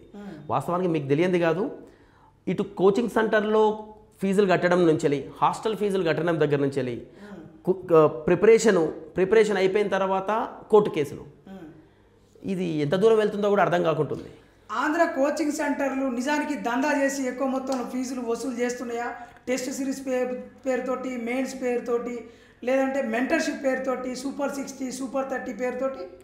దాని గురించి నేనేం మాట్లాడదలుచుకోలేను. కాకపోతే ఒకటి మాత్రం ఏంటంటే ఈ పాలిటీ గురించే కానీ, కాన్స్టిట్యూషనల్ అమెండ్మెంట్స్ గురించే కానీ, అన్నిటి గురించి జ్యుడిషియల్ గురించి అంతా నేర్పించింది వాళ్ళే, ఈ ఇన్స్టిట్యూట్ వాళ్ళే. కానీ ఈరోజు ఇంత అన్యాయం జరుగుతుంటే ఎవరు నోరు బెదపట్లేరు. నువ్వు ఇండియన్ పాలిటీ ఇండియన్ హిస్టరీ నేర్పించింది మీరే, సో కాల్డ్ ఈ లెక్చరర్స్ ఈ ఫ్యాకల్టీ అంతా. కానీ ఈరోజు మీరు ఇంత అన్యాయం జరుగుతుంటే, నోటిఫికేషన్లో అన్ని తప్పులు జరుగుతుంటే, ఇన్ని ఆధారాలతో మీ ముందుకు మేము వస్తున్నా కూడా మీరు ఒక్కరు కూడా నోరు మీద పట్టలేరు. మరి మీరు చదువుకున్నది ఎవరి కోసం? మీరు చెప్పేది పైసల కోసమేనా? ఇప్పుడు గవర్నమెంట్కి సంబంధించిన కోచింగ్ సెంటర్స్ ఉన్నాయి. తెలంగాణ ఎస్సీ స్టడీ సర్కిల్ అని, Telangana BC study circle, minority study circle, ST study circle అని ఉన్నది. వీటికి మాకు తెలిసిన ఇన్ఫర్మేషన్ ప్రకారం 10 నుండి 12 కోట్ల వరకు ఫండ్ వస్తుంది, బడ్జెట్ వస్తుంది ఎవ్రీ ఇయర్. ఉమ్మడి 10 జిల్లాలకు సంబంధించి మరి అందులో కోచింగ్ ఇస్తూ ఉన్నారు. మరి ఎందుకని దాంట్లో కోచింగ్ తీసుకోకుండా ప్రైవేట్ కోచింగ్ సెంటర్స్కి పోతూ ఉన్నారు? ప్రభుత్వ సపోర్ట్ లేదా అక్కడ? కోచింగ్ అనేది బీసీ ఎస్సీ స్టడీ సర్కిల్లో ఎప్పుడు అంటే నోటిఫికేషన్ వచ్చిన తర్వాత కోచింగ్ స్టార్ట్ అవుతుందండి. నీకు నోటిఫికేషన్ వచ్చిన తర్వాత నీకు హార్డ్లీ ఒక 60 రోజుల నుంచి 90 రోజులు ఉంటుంది. ఒక గ్రూప్ 1 అధికారి కావాలంటే తను నిజాయితీగా కష్టపడి 2 సంవత్సరాలు కష్టపడింది కుదరదు. నీ 60 రోజుల్లో నువ్వు ప్రిలిమ్స్ క్వాలిఫై కావడం చాలా కష్టం వాళ్ళు ఇచ్చే అక్కడ కోచింగ్తో. నువ్వు స్టార్ట్ చేయాల్సింది 1 సంవత్సరం ముందో 2 సంవత్సరాల ముందో స్టార్ట్ చేయాలి కోచింగ్ అనేది. అది యూపీపీఎస్సీకైనా టీజీపీఎస్సీకైనా ఏ సివిల్ సర్వీసెస్కైనా మినిమం 1 సంవత్సరం నుండి 2 సంవత్సరాలు నిజాయితీగా కష్టపడి కోచింగ్ తీసుకున్నాక 1 సంవత్సరం కష్టపడితే కానీ ఈ పోస్ట్ కొట్టలేము. అలాంటిది నోటిఫికేషన్ వచ్చిన తర్వాత బీసీ ఎస్సీ స్టడీ సర్కిల్లో కోచింగ్ స్టార్ట్ చేసేసి ఆ 90 రోజులలో ఏదో నామమాత్రంగా అది సరిపోదండి. అంటే గతంలో ఐఏఎస్లు ఐపీఎస్ అయిన వాళ్ళు కూడా ఉన్నారు అని చెప్పేసి. కాకపోతే మీరు చెప్పినట్టు ఒక 50 నుండి 100 కోట్లు పెంచి 2 సంవత్సరాల వరకు అవకాశాలు ఇస్తే ఎక్కువ రిజల్ట్ ఖచ్చితంగా. మీరు అన్నట్టు అప్పుడు ఈ పెట్టుబడిదారీ వ్యవస్థ ఏదైతే ఉంటుందో ఈ కోచింగ్ సెంటర్లు అన్నీ మూలపడతాయి. ఓకే. వాస్తవానికి ఇంకొకటి గవర్నమెంట్ తరపు నుంచి చేసేది ఏంటంటే టీశాట్ అని చెప్పేసి అందులో కోచింగ్ ఇస్తున్నారు. ఎంతోమంది విద్యార్థులు ఇంట్లోనే ఉండి తన మొబైల్లో కోచింగ్ తీసుకుంటూ ఆ క్లాసెస్ వింటూ చేస్తున్నారు. కానీ అది కూడా సరిపోవట్లేదు. వాస్తవానికి అది కూడా ఎప్పుడు స్టార్ట్ అవుతున్నాయి అంటే ఆ క్లాసెస్ కూడా ఇప్పుడు ఎకానమీలో ఎలా ఉంటుందంటే అప్డేట్ ఉండాలండి. ఇప్పుడు 3 సార్లు పరీక్ష వాయిదా పడింది మీకు. అప్పుడు ఏప్రిల్కి మార్చికి చాలా తేడా ఉంటుంది కొత్త బడ్జెట్ వచ్చేసరికి. దానికి అనుగుణంగా ఆ కోచింగ్ అనేది ఉండాలి. కానీ క్లాసెస్ ఇవన్నీ ఎప్పుడు స్టార్ట్ అవుతున్నాయి అంటే నోటిఫికేషన్ వచ్చిన తర్వాతనే గ్రూప్ 1 అని స్టార్ట్ అవుతుంది. 1 సంవత్సరం ముందు నుంచేలే ఇచ్చి నోటిఫికేషన్ ఎగ్జామ్ డేట్ కన్నా ఒక 1 మంత్ ముందు మళ్ళీ జిస్ట్ లాగా అప్డేట్స్ లాగా కరెంట్ అఫైర్సే కానీ ఎకానమీ మీద అప్డేట్స్ ఇచ్చి ఉంటే బాగుండేది. కానీ కరెక్ట్ నోటిఫికేషన్ రాగానే కోచింగ్ స్టార్ట్ చేస్తున్నారు. రీసెంట్లీగా కాంగ్రెస్ ప్రభుత్వం తీసుకొచ్చిన అంటే ప్రతిష్టాత్మకంగా జీవో 29 ద్వారా తీసుకొచ్చిన పోస్టులు ఏవైతే 60 పోస్టులు ఎక్కువనాయో ఈ 60 పోస్టులని మళ్ళీ కోటికో 60 లక్షలకో 50 లక్షలకో అమ్ముకున్నారని చెప్పేసి గాలి ఎన్నయ్య గారు, ప్రొఫెసర్ గాలి వినోద్ కుమార్ గారు ఆరోపించారు. ఇప్పుడు మెయిన్స్కి చదువుతున్న అభ్యర్థులకి గ్రూప్ 1 ఎవరైతే నిరుద్యోగ అభ్యర్థులకి మీకు ఇంకా అనుమానాలు ఉన్నాయా? ఇది సావధానంగా నడుస్తుంది అనేది మీకు నమ్మకం ఉందా? అంటే ఇప్పుడు ప్రతి గవర్నమెంట్లో అది జరుగుతుంది అని విన్నామే కానీ ఎప్పుడో చూసింది అయితే లేదు. సో అలాంటి నిందలైతే నేను వేయదలుచుకోలేదు. నేను అడిగేది ఒకటే, మీరు అనుకున్నట్టు ఒక 10% పోస్టులు అమ్ముడు పోయినాయో లేదో దాని గురించి కాదు నేను మాట్లాడేది. 310 పోస్టులు ఏదైతే సోషల్ రిజర్వేషన్స్ ఏదైతే ఉందో దాన్నన్నా సక్రమంగా దానికి సంబంధించిన అభ్యర్థులు సక్రమంగా మెయిన్స్కి రాసే అవకాశం కల్పించండి అని అంటారు. కాన్స్టిట్యూషన్ పరంగా మా హక్కులు ఏదైతే ఉన్నాయో ఆ ఎస్సీ ఎస్టీ బీసీ వర్గాలకు సంబంధించిన సోషల్ రిజర్వేషన్స్ ఏదైతే మీరు అప్లై చేయాల్సింది ప్రాపర్గా ప్రిలిమ్స్ నుంచేలే మీరు ప్రాపర్గా అప్లై చేయండి. ఆ సెలక్షన్ ప్రాసెస్ అనేది కట్టుదిట్టంగా చేయండి. ఆ క్వశ్చన్లు ఏదైతే ఉన్నాయో ఆ క్వశ్చన్లు 14 క్వశ్చన్లు మేము ఏదైతే అబ్జెక్షన్స్ రేజ్ చేశామో దాంట్లో ఎన్ని తప్పులు ఉన్నాయో చెప్పండి. జనరల్ ర్యాంకింగ్ లిస్ట్ అనేది ఇవ్వండి. జీవో 29 వల్ల ఎంతమందికి సామాజికంగా అన్యాయం జరుగుతుందో దాన్ని సవరించండి. చిన్న సవరణ చేస్తే సరిపోతుందండి. దానికి ఇంత మొండిగా వెళ్తే ఇంత దూరం వస్తుంది. 14 కేసులు అంటే ఫైనల్గా ఈ గ్రూప్ 1 మెయిన్స్ రద్దు కానుందా, వాయిదా పడనుందా? మరి తెలంగాణ నిరుద్యోగులకు న్యాయం జరగనుందా? రద్దయినా ఇప్పుడు రాయాల్సి వచ్చినా న్యాయబద్ధంగా జరగాలి. రద్దయినా న్యాయమే జరిగిద్ది. దాని గురించి మీరు ఎలాంటి ఆలోచన పెట్టుకోవాల్సిన అవసరం లేదు. ఇప్పుడు రాయాల్సి వచ్చి తర్వాత రద్దయి మళ్ళీ రాయాల్సి వచ్చినా న్యాయమే జరుగుతుంది. సో రెండు సార్లు రాసినా 3 సార్లు రాసినా ఒకవేళ మీరు అనుకుంటున్నట్టు ఈ ప్రశ్నకి గ్రూప్ 1 ఫస్ట్ బయోమెట్రికో లేకపోతే క్వశ్చన్ పేపర్ లీక్ అయ్యి అలా రాసి ఉంటే ఈ పోస్ట్ మనకు వచ్చి ఉండా. సో రద్దు కావడమే మంచిది కదా. అప్పుడు ఇదే క్వశ్చన్ మీరు అప్పుడు అదే అనుకుంటారు, అరే అప్పుడు రద్దయిందే కరెక్టు, ఇంత అన్యాయం జరిగిందా జీవో 29 వల్ల అనేది అప్పుడు తెలుసుకుంటారు. అప్పటి వరకు అది అర్థం కాదు. ఇప్పుడు జీవో 29 గ్రూప్ 1 వల్ల మళ్ళా కాంగ్రెస్ ప్రభుత్వానికి గొడ్డలు పెట్టు కానుందా? లేదు అని అంటే మళ్ళీ 5 సంవత్సరాల వరకు కూడా మళ్ళీ ఇదే గ్రూప్ 1 నోటిఫికేషన్ని ల్యాగ్ చేస్తూ ఇట్లనే పొడిగిస్తూ ఉంటారా? జీవో 29 మీద జరిగిన అన్యాయము ఇప్పటికైనా గవర్నమెంట్ తెలుసుకుంటే అది బంగారు కిరీటమై వాళ్ళ నెత్తి మీద కూర్చుంటుంది. అలా కాకుండా కోర్టు చెప్పినాక కూడా కోర్టును ధిక్కరించి కూడా మెయిన్స్ కండక్ట్ చేస్తే మాత్రం ఆ బంగారు కిరీటం కాస్త గొడ్డలు పెట్టే అవుతుంది. అది బంగారు కిరీటం నెత్తి మీద పెట్టుకుంటారా, మెడ మీద కొడవలు పెట్టుకుంటారా, లేకపోతే గొడ్డలి పెట్టు వేసుకుంటారా అనేది వాళ్ళ చేతిలో. ఫైనల్ క్వశ్చన్, టీజీపీఎస్సీ కాంగ్రెస్ ప్రభుత్వము ఈ నిరుద్యోగులకి ప్రత్యేకంగా గ్రూప్ 1 ఆస్పిరెంట్స్కి ముమ్మాటికి న్యాయం చేయాలంటే ఎలాంటి నిర్ణయాలు తీసుకుంటే బాగుంటుంది? ముందు విన్నపాలు ఏదైతే వాళ్ళ దగ్గరికి వచ్చిన ఆబ్జెక్షన్సే కానీ వాళ్ళ దగ్గరికి వచ్చిన కన్సర్న్స్ని వాళ్ళు అడ్రస్ చేయాలి. అయితే వాళ్ళు వింటున్నారు, వినట్లేదని నేను అనట్లేను. వినడం ఒకటే కాదు కదా, దాన్ని సవరించాలి కదా. జరిగిన అన్యాయం ఎక్కడ వింటున్నారు, సరే మేము చూసుకుంటామని అంటున్నారు, కానీ సవరించినంత మనకు న్యాయం జరగనట్టే కదా. So justice is delayed is denied అంటాము. సో జరగాల్సిన టైంలో న్యాయం జరిగితే అందరికీ సంతోషం. అలా కాకుండా మెయిన్స్ పెట్టేసేసి రిజల్ట్స్ ఇచ్చేసి పోస్టులు ఇచ్చిన తర్వాత న్యాయం జరిగితే రాసిన వాడికి అన్యాయమే, రాయని వాడికి అన్యాయమే. సో నేను అనేది ఏంటంటే న్యాయం జరిగేదాకా అన్నింటినీ ఆపడమే కరెక్ట్. మెయిన్స్ ఇంకొక 2 నెలలు టైం ఇస్తే గ్రూప్ 2 వాళ్ళు మంచిగా చదువుకుంటారు. దీన్ని సవరించండి, సవరించిన తర్వాత ఇందులో తప్పులు ఏదైతే ఉన్నాయో అవన్నీ సవరించిన తర్వాత ఇంకో 3 నెలల తర్వాత మెయిన్స్ పెట్టండి. అందులో నేను ఉంటానా ఇంకెవరు ఉంటారో సంబంధం లేదు, ఎవరైనా ఉండొచ్చు. చట్టబద్ధంగా న్యాయబద్ధంగా మీరు సెలక్షన్ ప్రాసెస్ అనేది చేయండి, మీకు ఏ కేసులు పడవు, ఎవరు మిమ్మల్ని ఆపటం లేరు. ఇది ఈరోజు ఇంటర్వ్యూ. తెలంగాణ ప్రజలారా, తెలంగాణ నిరుద్యోగులారా, తెలంగాణ విద్యావంతులారా, ప్రత్యేకంగా గ్రూప్ 1 మెయిన్స్, అదేవిధంగా గ్రూప్ 2, గ్రూప్ 3 మరి ఇంతకుముందుకు ఇచ్చిన ఏదైతే నోటిఫికేషన్స్ ఉన్నాయో ఈ అన్నిటి మూలంగా తెలంగాణ నిరుద్యోగులకి న్యాయం జరగాలి.